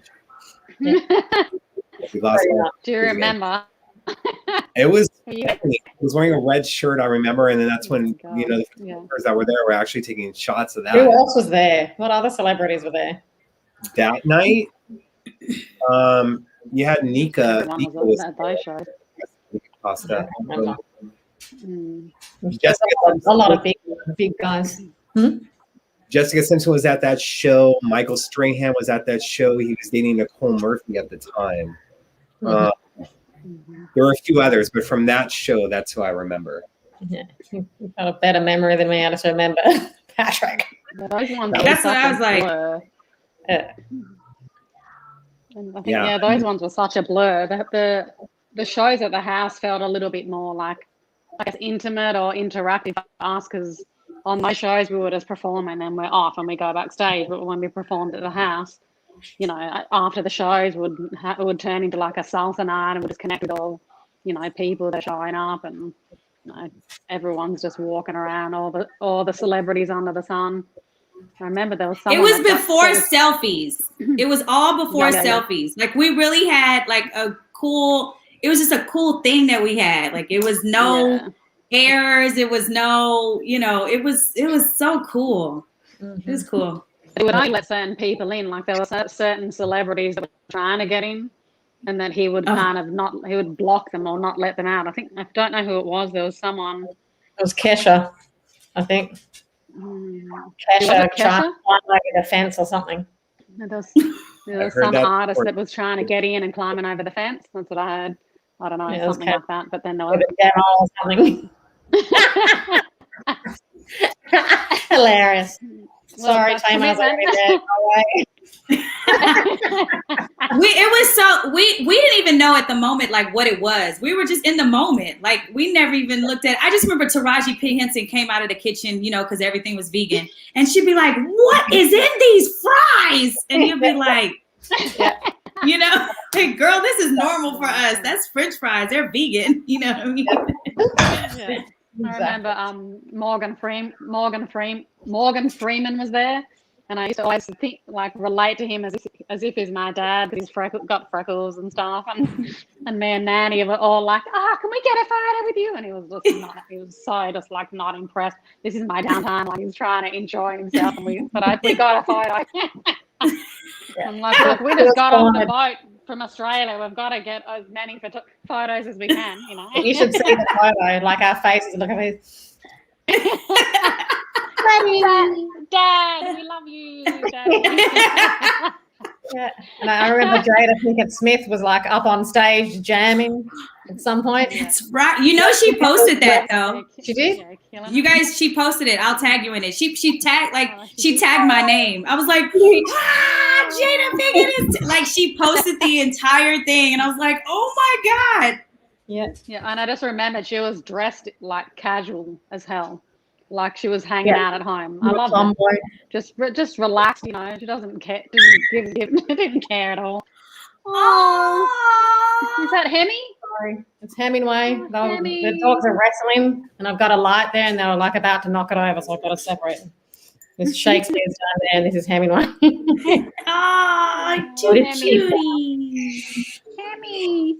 Oh, so cute. I lost him once. It was so traumatizing. Anyway, sorry for the distraction. Go to sleep. Now, here's one question for all of you guys to answer. Do you always feel that this could end at any time? Sorry, I just blocked. Knowing Prince's passing, you get bored and change directions anytime. Were you just like thinking that 2006, 2007 or whatnot, that this could end at any time when you were with him? Or were you just part of the journey and you weren't thinking about that? I mean, I remembered like when we first started working with him, I said, how I was like, I said, is there a contract or something? Like, and he goes, no one should be here if they don't want to be here. And I was like, well, so I need to know what my life's doing. So what's, but so how long? And he was just like, he goes, as long as you like.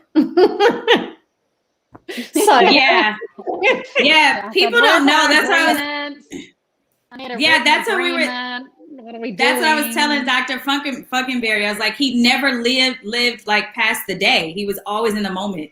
Yeah. So I remember you guys were always asking me like, well, what are we doing today? And he was like, well, what do you want to do? We'd be like, what are we doing today? We used to bug you trying to get answers. What are we doing, Tamar? What are we doing? I need to go and do this. I got this. What are we doing?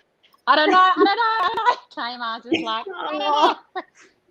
Yeah, but that was definitely a struggle at the beginning. I was always in the middle. Hey, when are we getting paid? I'll be like, Prince, when are they getting paid? He'll be like, well, money. He would say something about money, and then I would go relay the message, and I think people thought I was lying, but I was like, I didn't know what to do. Like, I was like, this is what he told me. Or he would say, that's a Ruth question, meaning talk to the manager. Talk to Ruth. That's a Ruth question. I don't answer those questions. Talk to Ruth. That's a Ruth question. You don't have to deal with all the business chit chat. Deflecting.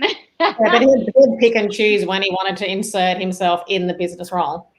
Yeah. Never suits him. And someone's asking, what's the greatest life lesson you took away from Prince that you still use today? I think being in the moment one is pretty good. Because that was a hard one for me. I've naturally got control issues, big time, and I'm a schedule plan freak. So just literally going with some other person's flow, like that was a big one. Like so hard to let go of control. And then mine is negotiations. Like I negotiate everything. And I'll say, well, why are we doing it this way? Well, because Prince was that way. Remember, he would say, well, why are you guys doing it that way? And then they would answer, and he'd be like, but does that make any sense? And then they'll look back and be like, oh yeah, you're right. He didn't like for you to tell him that's how it's always been. To him, no, it's not going to work for me. Like remember we did Fury. Remember when it was all those people in the house? Remember he stopped the video and he said, okay, everyone who is not behind a camera, do not show up tomorrow. Remember? Were y'all there when he said that? You guys might not have been there when he was there. And then the next day. But I remember the conversation. Yeah, and then the next day, the people that were on the cameras were the only ones there for the video shoot. He just was like not into this paying people for just holding a rope or holding a wire. He was like, no, I'm not paying for that.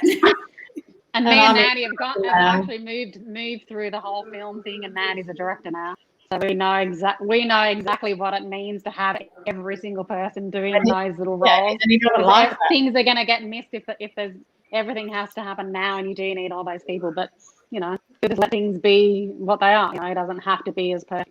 So let it be a bit, janky. And even when I started directing, he goes, "Yeah, I don't." He goes that you'd need too many people to make it, to create it, and he didn't like that. Mm. Yeah, well, that's because he was a one-stop shop with it, playing all the instruments, singing, right? And then he would even direct himself with the camera when we did those other video shoots in Minnesota. He was actually directing himself and make sure that a camera turns around or the monitor so he can see himself while he's performing. He's just directing himself. Some of those songs that he directed himself, do you guys remember them? I know Cena did guitar, but do you remember some of the songs possibly by any chance? Because I know someone's going to I figure I'll ask it before they do. It was the one where me and Mary were playing guitars and we're dressed all 70s. What's that one? The one you want to see. The one you want to see. Yeah, the one you want to see. Oh, so he kind of directed that one. That did monitor. Yeah, but he had a cameraman, but there wasn't a director. I just had to turn the monitor around and so we could see our own performances. I think Chris Robinson was supposed to be the director because he did the Verizon commercial, but I don't think he ended up being there at that time. Wow. And I always was frustrated that the Chris Robinson Verizon commercial, that it was just, that's all they shot. It wasn't like a full video. But at least you guys did one we did one later on, but I was surprised, especially with Prince. You know, he's like, I'm gonna get, all right, you're directing this. We're gonna do, you're here. Let's do another video. He would do stuff like that all the time. I was really surprised. Yeah, and that commercial that was a one-off little snippet. But we were doing shows there, so it was kind of like the shows, and let's just do, you know, the commercial as well. The team choreographed that one. Yeah. So we just, anytime we did a show, we just recycle that same choreography. But the funny thing is me and Maya got SAG-AFTRA, the Actors Guild. We were Taft-Hartley, or that commercial was the thing that got us into SAG-AFTRA, and that's like by accident, because you're just like a second in line on stage or something in the categories. And then years later, we're just like on set doing things in other projects, and there's all these actors and things that are all dying to get into SAG. And me and Maya aren't even, you know, pursuing an acting career. But we got into SAG, and all these people are trying so hard. Yeah, a certain amount of hours, and you guys got it within the commercial. That's pretty awesome. Exactly. Sucks for them, great for you guys. Yeah. Just because we were on that commercial. Yeah. Now, because people keep asking about, we'll go on it, because for me, you know, you guys were around for a while. You guys would leave and then come back. What people really want to know is the Super Bowl. I know Cyndi Lauper was talking about it a few weeks ago and said that she saw like one of you guys fall. Correct me if I'm wrong. You guys did not fall, right? Even though it was slippery. No. Okay. I slipped, but I'm going to tell you why and what she could have saw. So there was a part that wasn't caught on camera where we weren't on the main stage, and we got back where Cora was playing the drums and we were right in front of her. I don't even know why we even considered doing this part in the choreography, because we were just trying to do crazy big things, and Prince always wanted us to do crazy stuff. Nandy does a handstand, and then she puts her legs over my shoulders, and then I was spinning her around in a circle. So that part never got captured on camera. And when I was carrying her weight, I slipped like that, and that was it. So that could have been what you saw, but it didn't get caught on camera. Right. But to my argument, I was holding Nandy, carrying all of her weight in the rain, spinning with 6-inch heels on. That should have got caught on camera. Stuck in it. I kind of wish they did. It would have been funny. Any opportunity for a laugh. Yeah, we were doing martial arts, lightsaber choreography at the back too. Yeah, there was a lot that wasn't. That never saw the light of day. We've got to fire those cameraman. Just kidding. Well, like a lightsaber thing that didn't make it on camera. Is that what you're saying? A whole routine for that? Yeah. Wow. Now, maybe the rehearsal footage that was done for Friday, maybe that'll come out, and maybe they have that if it was used from that Friday performance. Now, why I think they never. So this is my behind-the-scenes theory that may or may not be real, or good as it may not. But when we're in rehearsals for that one, like the version that they filmed that they would use to cut to if anything happened with the live feed, Prince was standing on the stage right near the elevator, and the elevator I think went down or something in one moment, and there was a microphone that was touching the lip of the stage of the lift that goes down, and it actually hit him in the head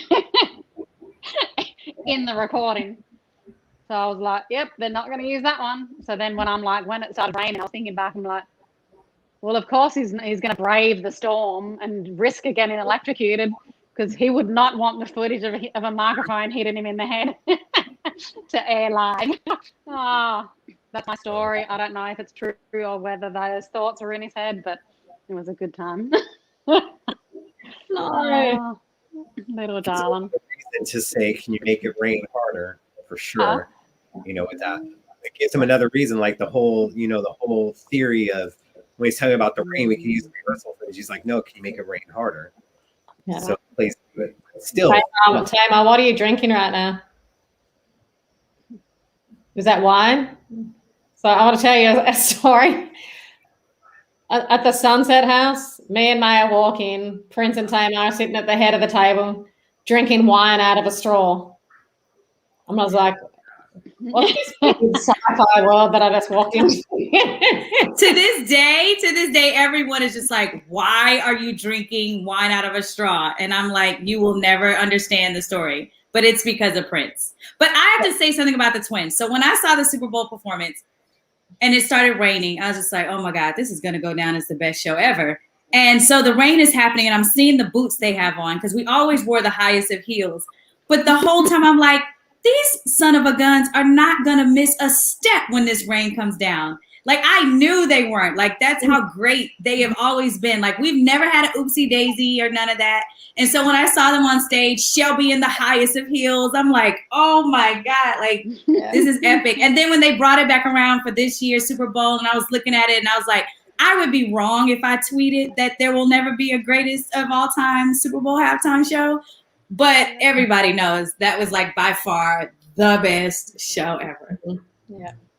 Thank you. It was all me. I know. It was all you. And we didn't. I think I saw a choreography piece, like 1 or 2 steps that I might have interjected in one of the shows. That's all I kept saying was like, "Ooh, I know that move. Ooh, I know that move." She should have got choreography credit. So I'll send you one of those SAG documents so you can recoup. And we So tell us about. and we didn't even know what the Super Bowl was either. We were even more green when it came to sports. Me and Mandy. So we were rehearsing in Vegas, and I'm like, only 10 people are going to watch it. Yeah. Not the yeah, I world, don't right? even know what it is. And I remember seeing the Michael Jackson we're thing. rehearsing for the Super Bowl, and they're all like going, "What?" Everyone's going, "Do you know what that is?" And I said, "No, it's only the biggest aired television show. Everyone comes back with that." So the whole time I was like, "Okay." That's probably why he chose us, because we were always green. I just told everybody, like, I didn't know who like Morris Day and the Time were. I didn't know who Tony and I didn't know any of them. Yeah, it was like, Yep. I said, who's Morris Day and the Time? They're like a comedy version of Prince. Is that like his alter ego, or he couldn't? He does all that comedy stuff behind the scenes, but then maybe who are these guys? Like, do they get to be the comedy version of him so he can express himself through them or something? Because he kind of does a little bit of that on stage, but not all the time. oh my God. Oh, so good. Isn't it one time, like when you guys were doing rehearsals at the house, that you didn't know some of the songs from Purple Rain, and he made someone go get the Purple Rain soundtrack? Like, go to Tower Records, get them my music. They need to learn my music. Is there something that happened like that? That sounds right. I don't remember it though. I don't remember that. But my manager at the time, she was there, and Prince was standing over at the little stage, and I had learned some songs on my guitar. I never learned music, but I put chords together and put some songs together. And Prince is sitting back there, and I was like, this is why I asked him. I wanted him to play the chords of my song. I remember that. You put out the guitar. And my manager at the time goes and exits stage left. Oh, ew. And you knew. She's laughing. I'm thinking back to, all the video, just some of the videos and the incense and candles. Is he playing the guitar in those videos? I don't remember. So innocent, because I wanted him to learn the chords to my song. So innocent in your own world, your own ego. But he actually did rewrite one of the songs that me and my sister released called Balloon. I think we'll play it somewhere or something, and then he goes, maybe you can, do a little bit of a change here and a little bit there. So then when we recorded it, we used his chords in some of the transitional parts. And just like, you guys need to act more groove into your tracks, man. Yeah. And I loved it because when we did Madison Square Garden, he wanted us to play Take Me With You, and he taught us some chords of that song, alternate chords. Me and Nanny, we weren't playing the same, but we were playing different ones, and we were sitting next to each other on the piano. And I'm just like, how am I playing guitar at Madison Square Garden? The dancing wasn't even anything, but I'm like, I'm plugged in I can hear my my guitar echoing out into an auditorium. Like that was huge for me.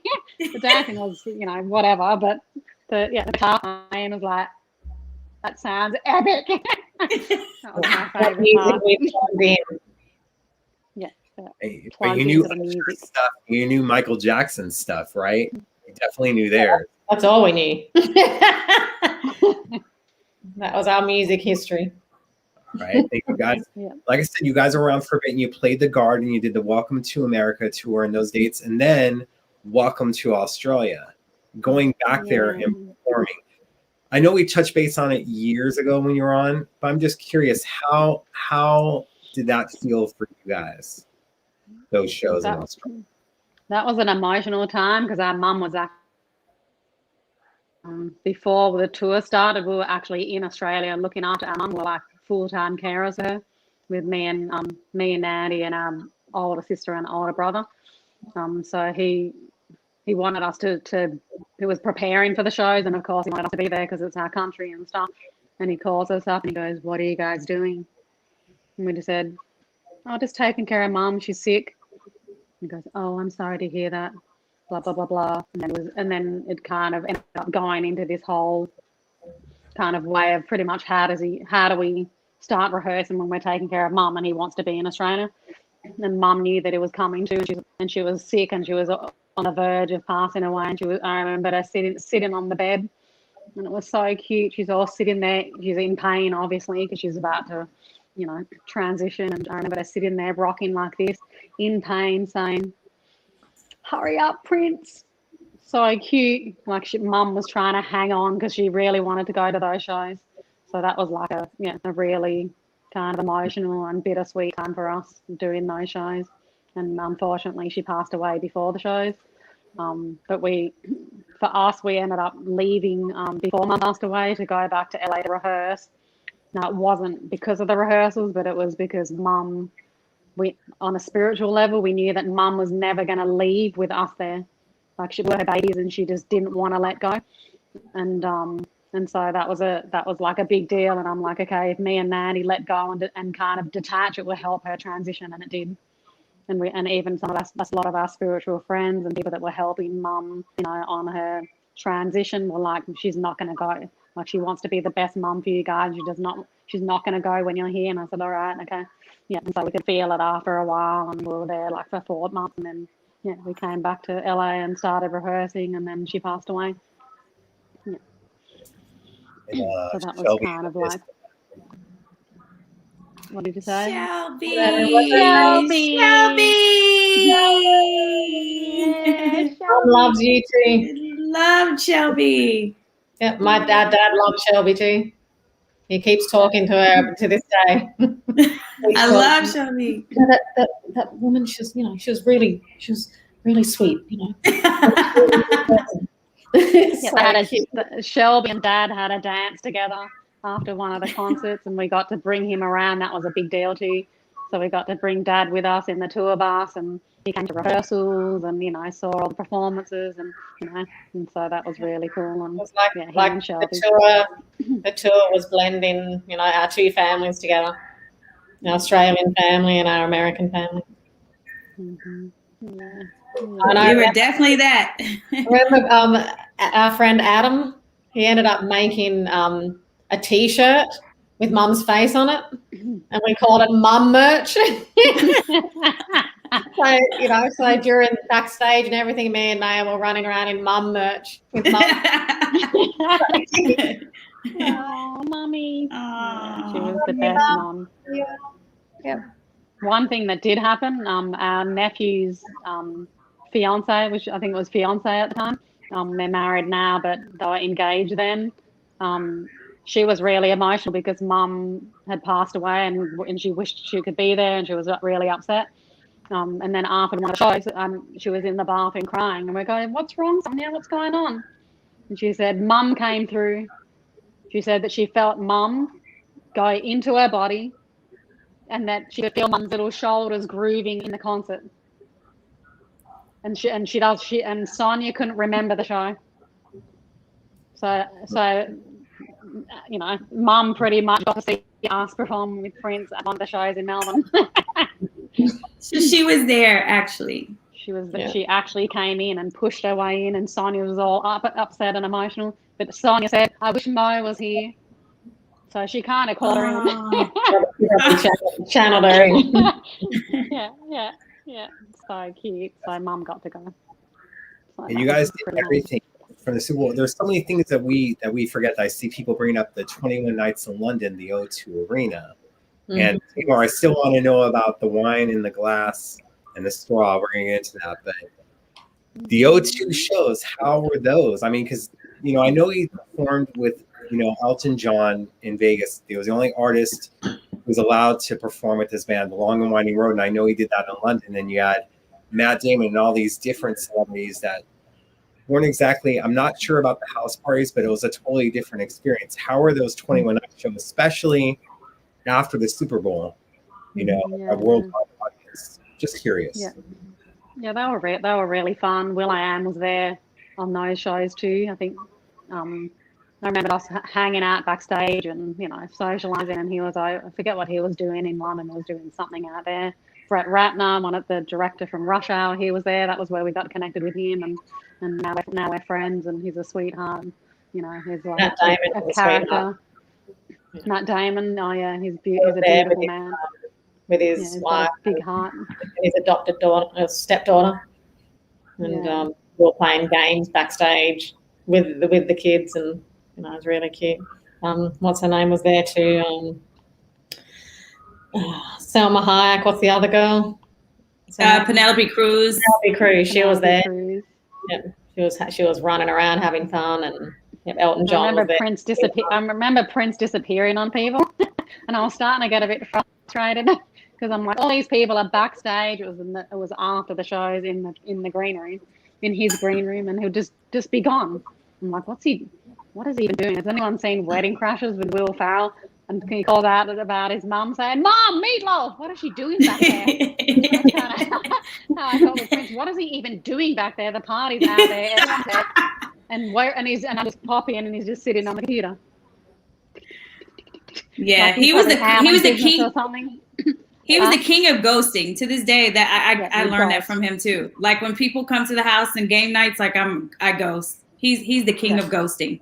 Yeah. We had a movie night at one of his hotels, I think at the Beverly Hills Hotel, and we're all sitting there watching a movie, and he gets up and goes into the room somewhere, and then the security guard comes in like an hour later saying, "All right, you guys ready to go?" And we go, "Well, where's Prince?" "Oh, he's gone. He left like an hour ago."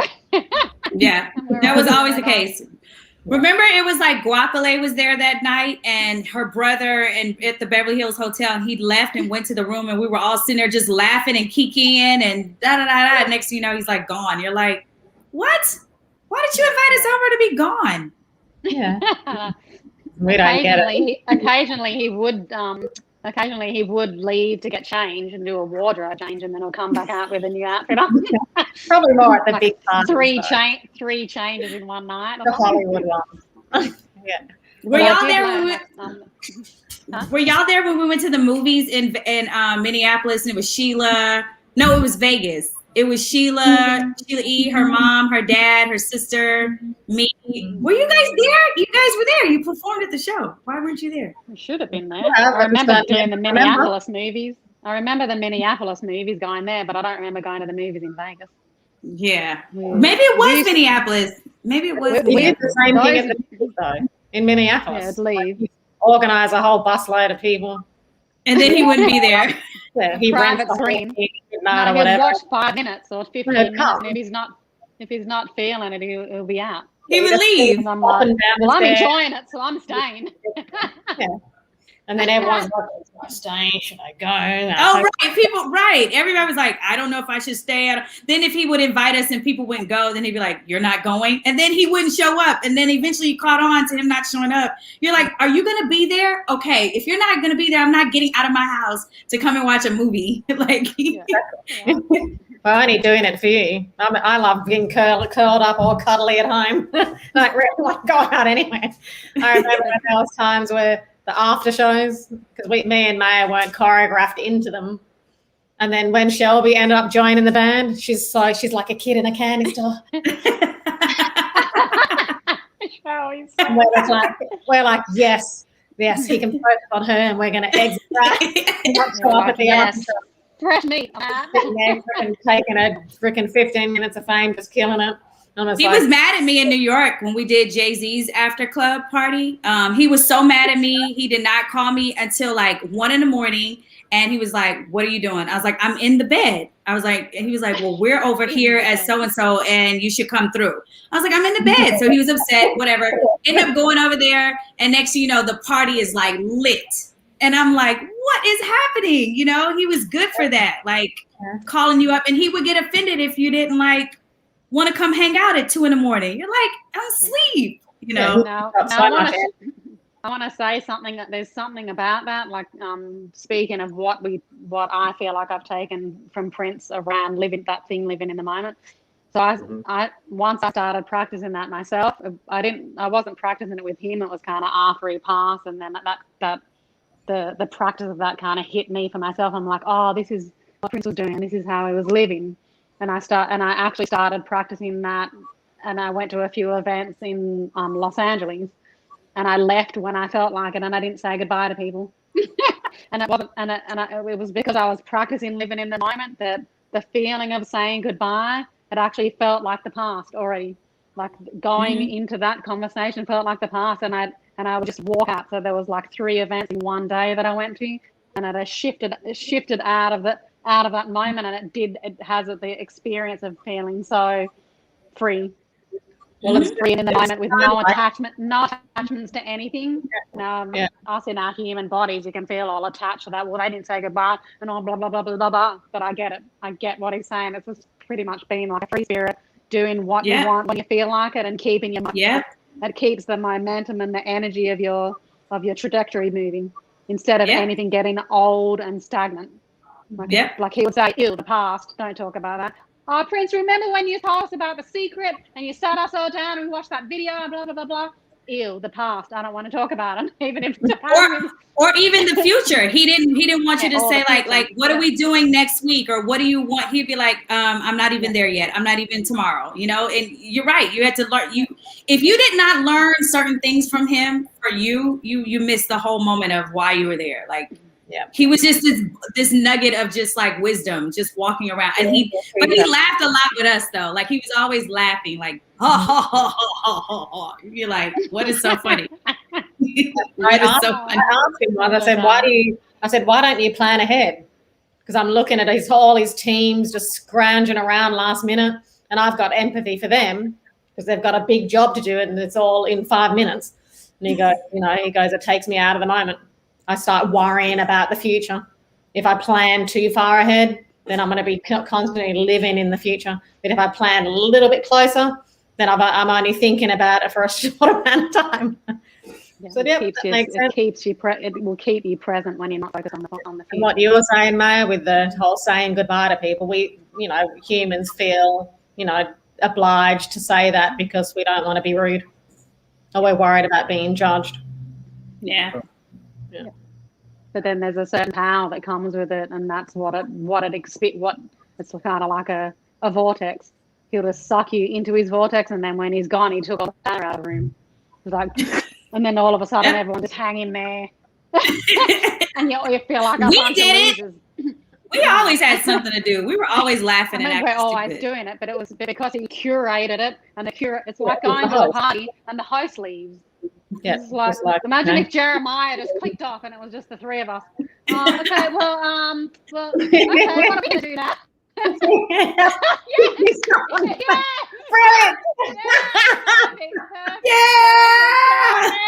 We have the stage. Okay, guys, so what are we doing now? So, Tamar, I'm going to take over the hosting right now. So, this HBO thing, what's going on with that? You can't share any more info. Oh, my God, I know. I'll tell you guys about it off the cuff. But, I'm constantly in scripts. I wish I could show you guys my makeshift office right now. I love it. Beautiful, Jeremiah. Perfect timing. I love it. See, he took all the power away. Or at least added that. I hope people are learning from this and taking it into their own lives about how to be in the moment. Yeah. And another thing that someone said, 100% true. That's why I'll get myself off screen. I'm not going to interrupt. I'll be the fly on the wall right now. Exactly. No, it's the questions create structure too. And we want to hear from the fans and want to answer all their questions, as many as we can at least. Instead of it's just our ego trips, we can talk to ourselves offline anytime. So somebody did ask, so maybe you guys can answer. They said, did you ever get any sleep like during those times? You guys can answer. Yeah, we got sleep. I didn't. I slept on the private jet. Right. Was sitting there. I was trying to sleep on the private jet, and he's keeping us up, trying to play music. I'm like, I don't want to listen to some other person's album on your rickety tape recorder, whatever it was, portable little tape deck. This portable tape deck trying to wake us up. It was Tony Braxton. Tony Braxton, like, we know this album. I'm trying to sleep. Get away. In Vegas, we would leave. This is what me and Naomi would do because we were recording our music at the time. We would do the show. It would probably be done at like 1 o'clock, and then there'd be an after party for another 3 hours, and then he would want to do a photo shoot till the sun came up. So we're all there glummed up under a waterfall or something crazy, doing photos of anything. And then as soon as the sun would come up, we would jump in our car and drive back to LA. So we would literally be up all night so we could go and record it and with our producers in LA. We had an apartment there 4 days a week. I should have rented it out. Yeah. I mean, it's so funny that you guys. It's funny you guys are saying the exact same thing. Yeah, that's my same exact story. Literally, a whole new apartment, never had anything on the 3 wall. bedrooms. We'll probably had a writer and making ridiculous requests. Let's see what we can milk in a 3 bedroom. I remember us rehearsing though. This was the Rio. Me and Maya had these white hooded bathrobes, and Prince used to throw us songs and we have to choreograph last minute. And we didn't have he never rented like a rehearsal studio for us. Like we'd just have to literally choreograph wherever we were, in the hotels, backstage, whatever. And so we'd have those the porch windows that slide off open and closed. But at night there's a reflection so you can see yourself in it. And me and I had these bathrobes and we were choreographing with these robes on with hoodies. And this is like not to make fun of the past, but we did look like Ku Klux Klan dancing, doing choreography with our heads bottom down. So there were times where we're just like making fun of ourselves while we're dancing. There's no one else there. There's no choreographer. It's just me and my group. That was so funny. And we had the thing tied around our waist, so we're all like silhouetted through the window. So much fun. I swear we've got footage of that somewhere. We should get it out. You can find it. We've got videos. Kathy, we do not know who the PR person was. I don't think he even had a PR person. Like, I know, right? He was like, yeah. Twins, what's your favorite song to dance to? And then two of our favorite peace songs. My favorite peace song? Well, my favorite peace song is Adore. I cannot listen to this song to this day. I can't. I can't listen to it. But you guys, you know what choreography I did like was Black Sweat. Work it up. Whatever Fatima did. Just watching her choreograph. So funny. Just standing there. Remember when she was choreographing your parts? Yes. That's why I'm like, why did we do this? And in some position and the wind's blowing. Yep. Is this just looking good because the wind's blowing? And it's like, yeah. Shout out to Fatima if you're watching. I know. Shout out to Fatima. Yeah, I did enjoy doing Fury. I feel like that one just was a killer. Fury was one of my favorite. Mm-hmm. Just like the rock. I love Get on the Boat. Oh yeah, Get on the Boat. Get on the Boat because I love salsa music. And it's had all that embedded in it. Yeah. And the Alma Awards performance of that was amazing that you guys did. Alma Awards. That choreography, we had hardly any time to do it. We had to quickly make it up, and our friend Brandon Vega, we met him at 3121 nights at the house. He was one of the salsa dancers, so we had to bring him in last minute. And he's like living his life, and the way he tells the story is funny. I'm just living my life, and to get this call from the twins. We need you to perform with us at the Almas in 2 days. We need you to come into rehearsals right now and drop everything. So he comes in, and we were literally just had to quickly make up something on the spot. And our outfits weren't even finished yet. Like we didn't even, the wardrobe was getting sewn like 5 minutes before the show, and then they ended up being too short. And we had to have a different outfit just to makeshift something. They destroyed like these Versace dresses that were meant for us, and they did them too short. So that was like some behind the scenes drama, and then we ended up putting those blue tassely like dresses on, which ended up looking better anyway, I think, on stage. But yeah, I have a surprise before we go. What do you got? Yeah.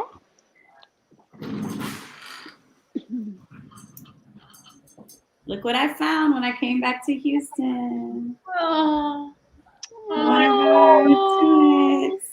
A little wardrobe. A little handmade freaking workshop outfits. That's so cute. I have y'all's here too, so I have to give them to you. Oh, you do? Oh, yeah, I have your y'all's mum here made those too. ones, right? Yeah. Mummy. It's so fun. Oh, Wow. I love it. I've got other shit back there. I'm in Mexico and all my stuff's in storage in LA, so I can't pull anything out. Yep. Send our love to Mummy. Beautiful. We gotta do like will. a whole episode. Yeah. I do want to announce something quickly. Yes. Me, Nandy, Tamar, and a bunch of MPG are going to start doing like a regular Clubhouse event for anyone that's on Clubhouse. We're starting this coming Saturday at 12 p.m. Eastern Standard Time. So I'll start. We're going to start promoting Eastern it. That anyone Pacific. Pacific Standard Time, 12 noon Pacific Standard Time. I'm still kind of wrangling the troops for that, but yeah, that should be really fun if anyone wants to jump in and connect with everyone else, and Rashida and Mai Tai is probably going to join, and it'll be a fun, like, cool reunion in that space too. So, and Tamar's joining us too, so that's going to be fun. So we're all co-hosting together, so it's going to be a blast. Awesome. Yeah. I have a few days to get on Clubhouse, then. I have an invite, so I need to get on there already. That's awesome. Yeah, you'll love it. It's really fun because no one cares about what they have to look like, and all celebrities pop in and out because everyone's just in the middle of their day, and they don't have to plan a whole, I'm going to set up and do all this thing, People just kind of jump in, and it's just got a really cool, kind of equal playing field kind of energy to it and contribution. I've seen a lot of people like raising money on it and supporting each other, so it's really awesome. So yeah, that's going to be fun. A question? Awesome. What did you say? People are asking, they want to know if he policed your food or he tried to make you guys be vegetarian. Oh, that one. No, one time we did come in from our favorite restaurant. Remember, we used to go to the Lux or whatever. And remember I came in with a turkey burger or something. And remember he smelled it, or he was like, "What does that smell?" Yeah, he didn't police it. He didn't police it. It's just in his house. He doesn't want it around. Yeah, I didn't want to smell it. Yeah, I used to get the chicken Caesar salad. Chicken Caesar salad smell. Yeah. But maybe it happened for you and for us, and it could have been 2 different times. But yeah, I felt like I had to go and put it back in the car. Actually, this is a hilarious moment. Me and Maya, our first car out here was like a Honda Civic that we shared, and we pull up the hill to Prince's Palace off Sunset, and the whole engine starts to go. The smoke comes out of the engine right when Prince walks out with Rashida. Embarrassing. That was that football player's house off Sunset. Oh my God. I had a memory of the exhaust blowing out on his pants. I don't know if that's true, but I could have made it up. Probably. See, you can't trust your memory. Tony Bonnie was asking about Good Morning America show and if we had any fun stuff there. And Webby Awards. I don't remember that. I don't know what that one was. Webby was just basically by himself. But yeah, the Good Morning America at Bryant Park, because you guys did get on the boat. Yeah. One thing I remember is we stayed at the Four Seasons, which is Right across the street. Like it was literally right across the street. actually, Weren't we at the Bryant no, Park? we're at Brian on the Park. Bryant That hotel, the best one Amazing. across the whole thing. You know, those in the movies where you see these rich people up on patios with, you know, floor to ceiling windows that are like 2 stories, and then there's patios out on the front. It was pretty much like that. So that was one of my favorite. They had sheer curtains, and I really remember. Yeah, I remember doing a photo shoot with myself with my big camera. I had a big professional camera, and with a big lens and everything. And I remember doing. I wasn't even the iPhone didn't have as the cameras weren't as good, but I did use my professional camera to do a whole selfie shoot in there with those white billowing curtains. And then we didn't have like wardrobe, so we literally just went shopping and bought clothes at like H&M or something. Yeah, And we then sure did. That's what we wore on the. What was that car we got picked up in some? I forget the name of the car. It's one of those really expensive cars. I think it starts. It's not a Bentley. It was a Maybach. I think it was a Maybach. A Maybach. It was a Maybach. Yeah. No, that's where we went to the Oscars in. Remember? Oh. We went to the Oscars in the Maybach. The one with the curtains and all that stuff. Because I remember the Oscars after party or something. I remember taking it to go shopping when we were running around trying to get those outfits. And I think we just went to H&M. I think we went to H&M and got the little sailor outfit. Yeah, the little white shorts with the shirts, and that's why we're dancing around in like suit jackets. Hilarious. It was cute. What are we going to wear? It still looks cute and I love those daytime shows though, because it feels like you can connect with the audience better. Like you can see all the little shining faces, you know. Like we can see in the dark, and then we're all up on a pedestal. You can't feel more, more connected. It's nice. Yep. I see people talking about the Butter show. That was, I think, the night after the Good Morning America performance. A lot of people, the Butter is better. Yeah, the Butter show in New York. The girls didn't come. That was the day he was mad at me and had me come back out and perform. Yeah. Okay. I was the brunt of the get up out of bed. Yeah. But we were probably just cozied up in bed at that time in that luxurious hotel watching Netflix. If Netflix was no, you guys probably had your phone off. You probably were smart and had your phone off, and I'm the only one who had mine on. Yeah. And then all these fans are like dying to spend time with him, and we're sitting here like trying to run away because it's too much. We're tired. We can't get up with his energy. Any music projects in the future? Someone's asking. In the near future?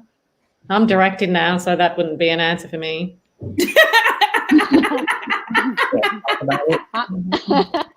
I'm working on my music project at the moment, so stay tuned and it'll be released when it's released. Really beautiful. I got a directed music video for Mail. I have to go down to Mexico. We've decided on a song that Nanny's going to direct, and we're down here in nature, hanging out in the cenotes, the jungle shots, paradise, and get some jungle shots. Underwater camera. Yeah, the music's really healing and transformative, and people that have gone to my shows kind of explain it as like it's. One girl said that she felt present, like the thing that we're talking about. Our Prince is just present and lives in the moment. That it had her get out of her head and just drop into her body, and she felt really present. And then other people feel like it opens up their heart chakra and expands their love frequency, and it's really beautiful. So stay tuned. And of course, congrats. Congrats. Oh yeah. Nandy for the directorial stuff, and then Maya just living her best life over like not in the States. I love everything about it. Come visit. I know. Trust me. I will be hitting you up and being like, okay, I need to get away for sure by this summer. Yeah. But I am working on my vinyl project. Yeah, no, for real. I promise you I will be. I'm finishing up my vinyl project, and it features Mono Neon and Jelly Bean and Mark Kelly from The Roots, Jason Moran, Eric Harlan, and I think I'm trying to get Liv in on one of the songs while she's out in Chicago. Yeah. So yeah, it's Gotta bring the whole family together. I'm gonna have to get you to direct the video. I'll be back in LA, Nandy. So I sublet my place, but I think I want to move back to like the South. Where are you now? In Houston. I came home to be here with my daddy and my mama. Nice. I wasn't sure where you were. Nice, beautiful. Yeah. Crazy times. Yeah. I am so appreciative that you guys are on it, and definitely got to check it out on Clubhouse. I want to thank Ruth for hipping me to that last week when we talked as well. Yeah. But I was on one with her on the first time. I'm like, what is this thing? I don't even know what I'm doing trying to navigate it. And Ruth was on there and one of them talking. So maybe that was the same one that we're on together or something. Did you say that you're not a member yet? I have invites, so I have to join it, and I plan on doing it probably tomorrow is the day I'm going to do it. Today was just working on the show and a few other things going on. But yes, I will be there on Saturday. Make sure that you're gonna get in. I'll raise my hand, whatever you got to do, and I'll be just like these people that are asking questions. I'll be watching intently and be loving it for sure. Yeah, I was in one the other day, and I think Jamie Foxx's manager popped in, and then Jamie started talking through his account. You can't see anyone. You can only hear the voices, like a kind of like a live stream podcast or whatever. So that was hilarious, just seeing how he kind of ducked into his manager's account and then starts talking, and then they all sharing about whatever they were talking about. But there's some cool ones. I even saw was on one the other day, and I felt like they were jamming live. I'm like, I felt a little bit of delay, but I was like, I wonder how this would work if we could get the NPG to do a live jam on there. So I'm going to talk to Morris about it and see whether maybe one of the events on one of the Saturdays we can see if we can work it out, on the technology side. But that would be really fun. But yeah. Before I let you go, I'm going to pull myself off screen and just have you guys be the show for a little bit, so you guys do your thing. Questions? Let's just we should answer some more questions. Ladies, where did it go?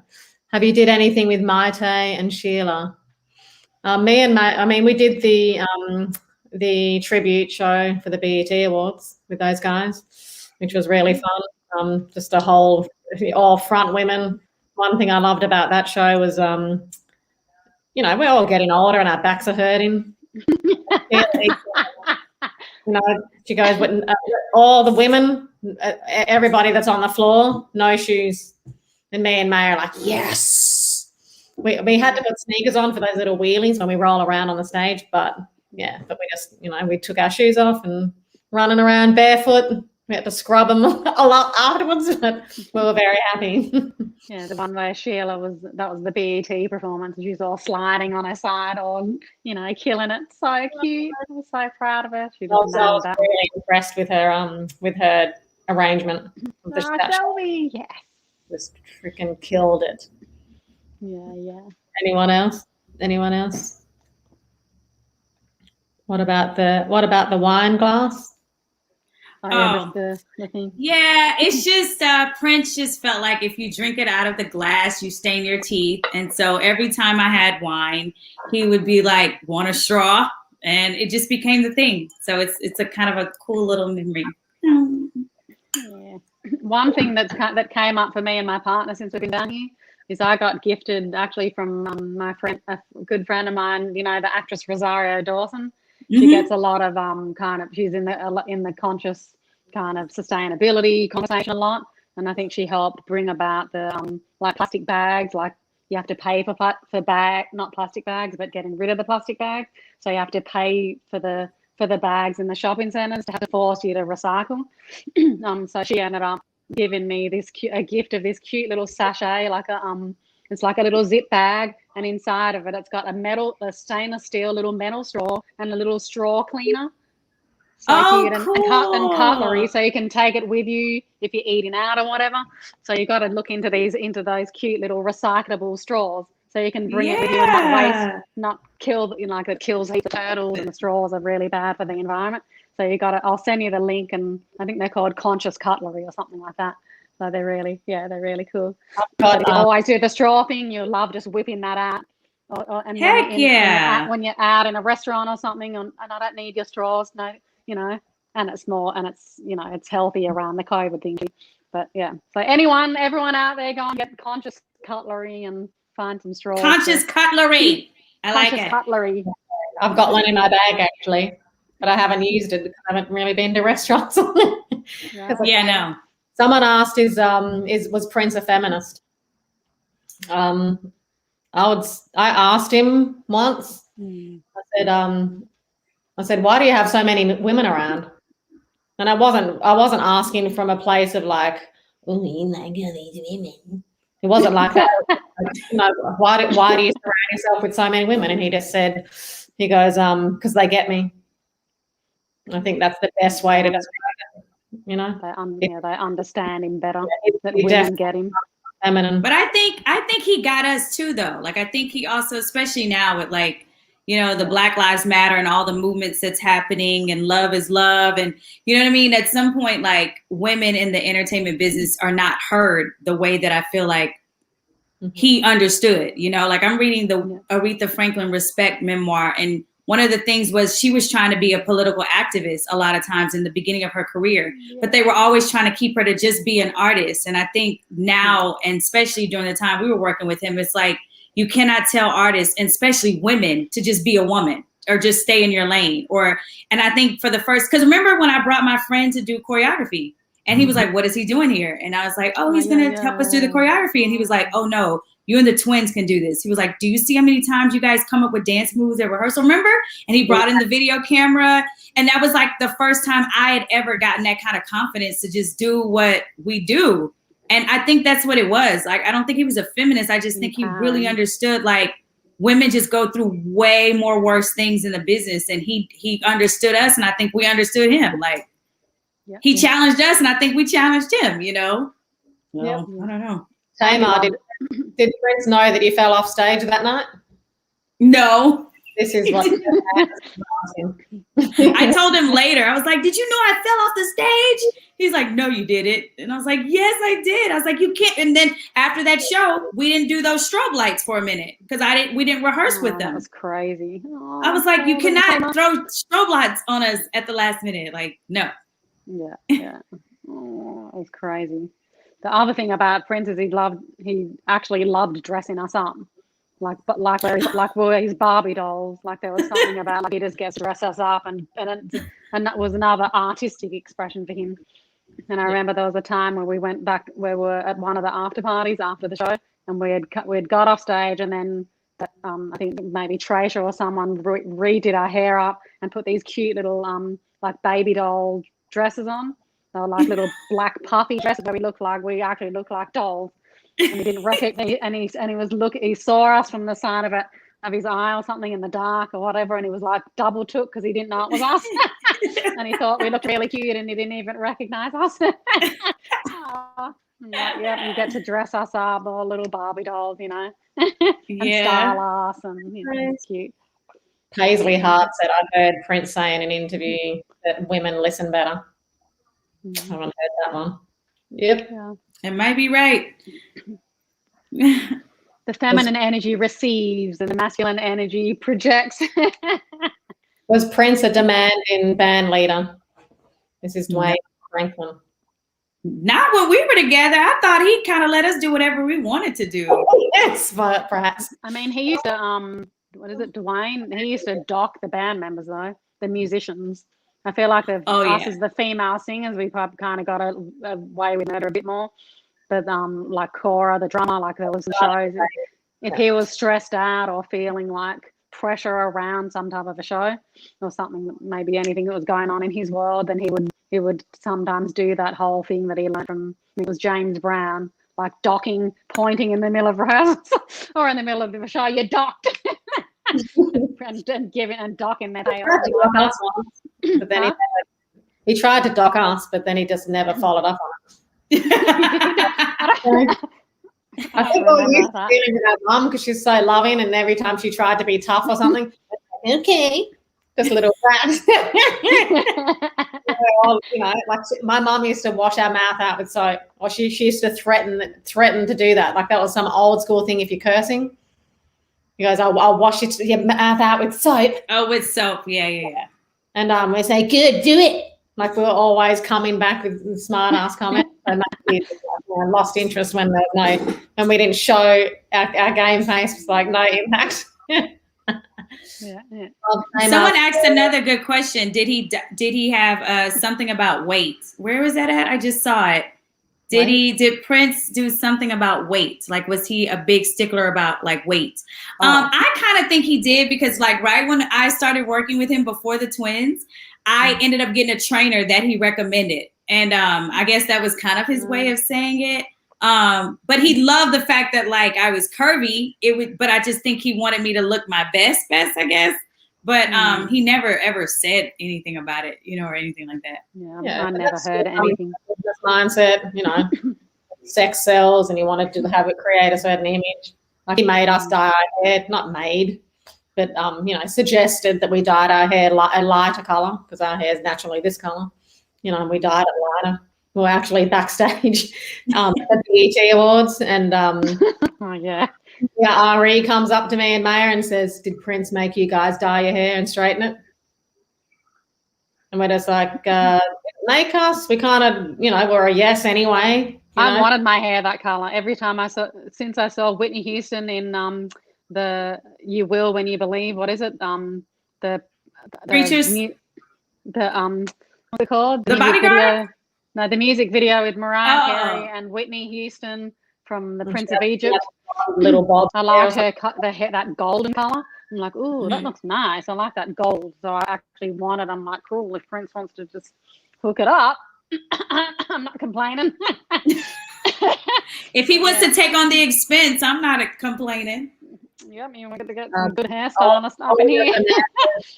Olga Fernandez is asking me a question. Besides directing Nanny McLean, can you share about the photos you took? Where did it go? You took with Prince. Piano and a microphone. Okay, so that randomly came up. I was switching to behind the camera, and I changed like my thumbnail in my email. Then you update your photo, and it was a picture of me behind the camera. And Prince was emailing me because he always checks in and blah blah blah. So he saw that thumbnail and he goes, "Would you photograph me?" And I was like, marketing. Yeah, I was marketing myself to Prince without even knowing it. And I said, and he goes, "Can you show me some of your work?" And I'd literally only done one photo shoot down at Venice Beach.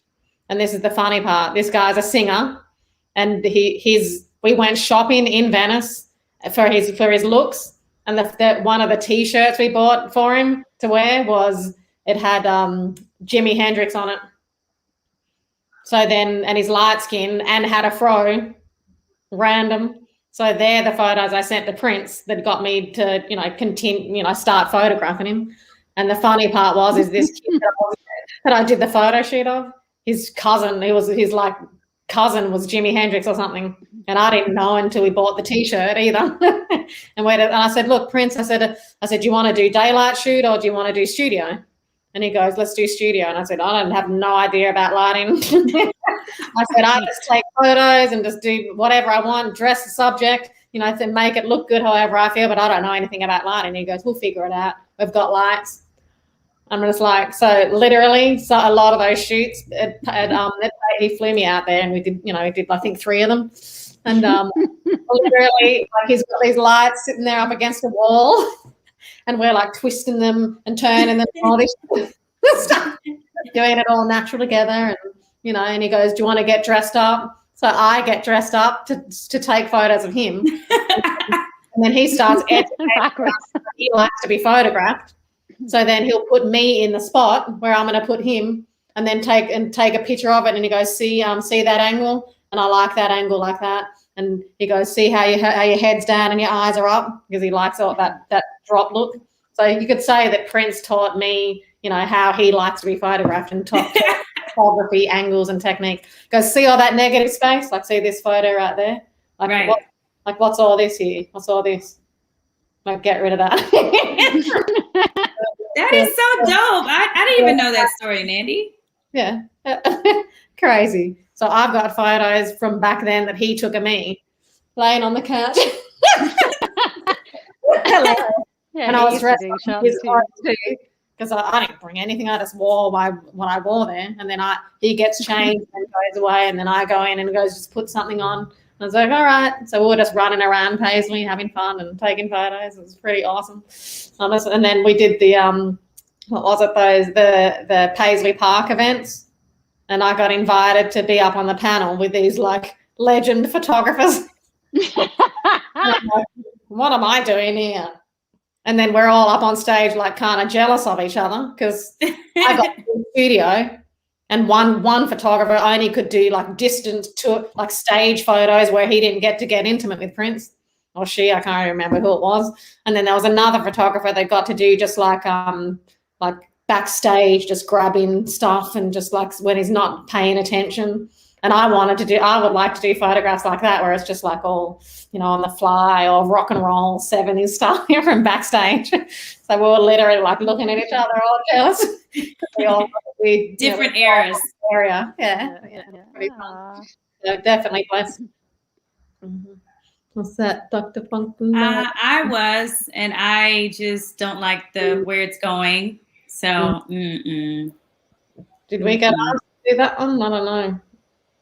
They're doing it now. I think they're like in the beginning stages of it, and I just was like, if it's not going to talk about the upsides of like what we got out of it and what we brought to the table, I was like, I don't want to be a part of a telltale all of just, Yeah. Yep. No. That's that. Did you do a wardrobe change? No, it's this. You should have. Really, a purple jacket. I don't remember seeing these pearls and stuff. They were all the jacket closed. I gotta do that next time. That'll be Jeremiah, this is gonna be a new thing now. Whenever you do these talks, you gotta just disappear in moments and then come back with a new outfit on. Okay? Or do I agree. We gotta get like a poof of smoke, and then it just disappears, and then on your toes. Love it. This is why I want to have multiple guests on, and we'll do stuff for sure. Yeah.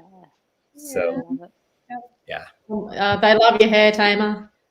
Thank you. Trying something new, but the new album is totally different look again. So, you know how we do. Change it up every day. Next. Get out of shot and come back with a different hairstyle. I know. Seriously, come back and do a TikTok. Reels. Did any of you beat him at ping pong? I was horrible. I could not play him. He was really good. I never played him. He was really good though. But with that mindset, you can't beat that. He was serious about that game too. He was like, yeah. And then if you lost, he would be like, okay, next. Like he didn't even give you time to wallow in the fact that he beat you. He was like, okay, next, who's next? Then he'll beat them next. Like he really took a liking to that game. That's called like conversational editing. Like he'd always just cut you off, and then you feel all wounded afterwards. Yeah. Like, the same as him walking out the room and never coming back. That's the same thing. That's fine. When you've got FU money and success, you can do what you want. It is, freedom. Do what you want when you want. Thank you. Aww, thank you. That was sweet. I've had so much fun. I know we can have you guys on for hours, but I know other places it's kind of late for you guys. But I am so glad that you guys were down for this idea. Because like I said, this only happens once, 3-1, 2-1, albeit in Australia and other places, it was backwards and happened in January, but we missed it then. Yeah. But thank you so much for having us, allowing us to reminisce and connect with Tamar again. My pleasure. Like I'm trying not to cry. Can you guys tell? I'm trying not to cry. It's just so much memories. Beautiful memories of us in our little purple creation life. Like I could almost say that doing Tamar shows were like I don't know, a bit better. Mm. Like Prince was good, like, and probably eat more ego fulfilling, but Tamar's was just like, I remember giving myself so many goosebumps. Yeah, we used to hit. What was that? There's that one song. I can't even remember it. But I just remembered. I don't know. It was some kind of jazzy one, and we just used to just be hitting every moment. I mean, that was our training ground to be in there.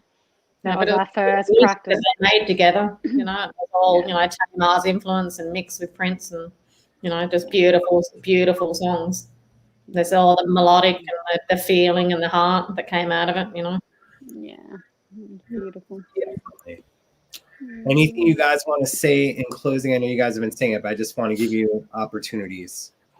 I mean, I'm a director now, so if anyone needs any, you know, content, hit me up. You know, I create branded content, music videos, or short form content. My website is nandymclean.com, and you can do the /contact if you want to reach out, or just look at my website and my work's there. nandymclean.com. And I'd love to support you guys in whatever you need. And didn't someone contact you when we had you on before? Someone did contact you to do stuff, right? Yep. Awesome. So here's hoping again. Yeah. You know, great work that she does. Have her on with India Ari and so many other people, and she can do everything. Photography. There you go. The funny thing about India Ari is when I first started working with her, I was like, Tamar. it was the first. Oh, Tamar. Tamar's little tears. With the India video, it was the first video that I did where I was actually like competing against other directors, and so when we were in hair and makeup and we were getting her dressed up, I was like, how many? I was like, I want to know how many people that I beat, because it was like a competition. She goes, yeah, there were 12 others, and her executive, you know, assistant, creative, you know, executive assistant was like, she goes, we were looking at all the other treatments. You're the only one that took the direction that we gave. I was like, that's so strange. Maybe everyone's just, you know, more established and been doing this for years, so they still just do their own thing or something. And they said I was the only one that listened. And I said, did India know who I was? Because I had met her years ago. And I said, and she goes, nah. I said, because I was like, maybe that could have got me the job or something. I don't know. You know, all of that type of stuff. Like Prince is still, actually, this is a funny part. So when India's manager sent me an email to do the job, and they sent me the director's note, the first image that I saw was a meme of Prince. One of them sent a meme of Prince in the email. And I was like, so that, to me, it felt like Prince was like, you know, shining down and, you know, and orchestrating it up in the ethers. So, yeah, it's fine. All right. Thank you guys so much for being on. I appreciate it beyond words, and I know that the fans truly loved it, and we wanted to do something special for them since we couldn't do a live event anywhere, you know. But next time we've got to sing. We've got to jump into Tamar's harmonies. Yeah. To our trail. 100%. But thank you guys again for being on so much on 3121 Day. You guys are part of history, and I cannot wait to have you guys on again. Absolutely. When things open up and we can have like guests in a real studio, I'd love to have that one time. Yeah, that's it. I love you guys so much. You guys made life so easy. I just so miss you guys. Yeah. You too, Don. Well, we'll see you on Saturday. Yeah, I know. We'll talk on Saturday. Yeah. And then I'll tell you guys about HBO later. I'll text it to you. Okay. Yeah. Before we go, I did want to mention that that I'm actually doing spiritual life coaching now. So a lot of the ways of life and the way that Prince lived around being in the moment, I've kind of cultivated a beautiful methodology to help people connect with their intuition, people that want to really thrive in living in their passion and discovering their purpose. I help people do that. So, you know, I work one-on-one so we can connect. And if anyone's interested in connecting with me, I just work remotely from Mexico. You can just drop me a DM and then we can set up a free little 30-minute consultation and see if it looks like something that's for you. So, I call her when I'm in a breakdown. Let me just tell you that. And thanks for everybody joining us tonight. Yeah. Maya, I'm gonna hit you up too, for sure, Maya. I'm gonna hit you up. I'm gonna hit both of you guys up. I'm gonna need some spiritual stuff with you, video work with you. That's right. And me and you, Tamar, we can do some music together now. Yes, I know. Finally, I'll share some of my songs on the background on the down low. Yes, please, please. All right. Love you guys. You guys can come in afterwards and drop your links for everything, but also send them to me and I'll post them on it for the YouTube and for Facebook and Twitch. So people, when they're watching the show back, they'll have the links for them as well. Okay. Okay, perfect. Great. Thank you guys so much for being here. Thank you. Bye, Ayana, Naya, and Love Lily, you guys. and all my little Thanks so daughters much out for there. tuning in. Thanks for tuning in and wanting to listen to us ladies. Thank you. Have a good one, guys. Okay, bye. Awesome. They probably needed to go like a while ago. So I appreciate them staying with us. That was so awesome. I don't know what you guys thought, but I appreciated it very much. They're showing their stories, sharing their stories and whatnot. So I want to thank you guys again for watching live and for people that are watching on YouTube, Facebook Live, Twitch later on. And when we put up the audio for Spotify, Apple Music, everything else. Appreciate you guys so much. We will be having more shows that deal with 3121 all month long. This isn't it, but I look forward to the flyers. We're going to have some guests on. I keep seeing you guys, people keep asking, and I want to have them on. So I'm looking forward to it as well. We may do one little show with you guys just to get some questions out of the way of other stuff that's been going on. But I appreciate your guys' well wishes on things I've had going on as well. We'll touch base on that another time. Right now, let's keep it positive. Hopefully you guys are going to be listening to 3121 all month long with us. And that's what we're going to do it. So until next time, thank you guys so much. I'll drop this link one last time. You guys know the Cash App and the Venmo one. But till next time, much love. Keep it funky. Thank you guys.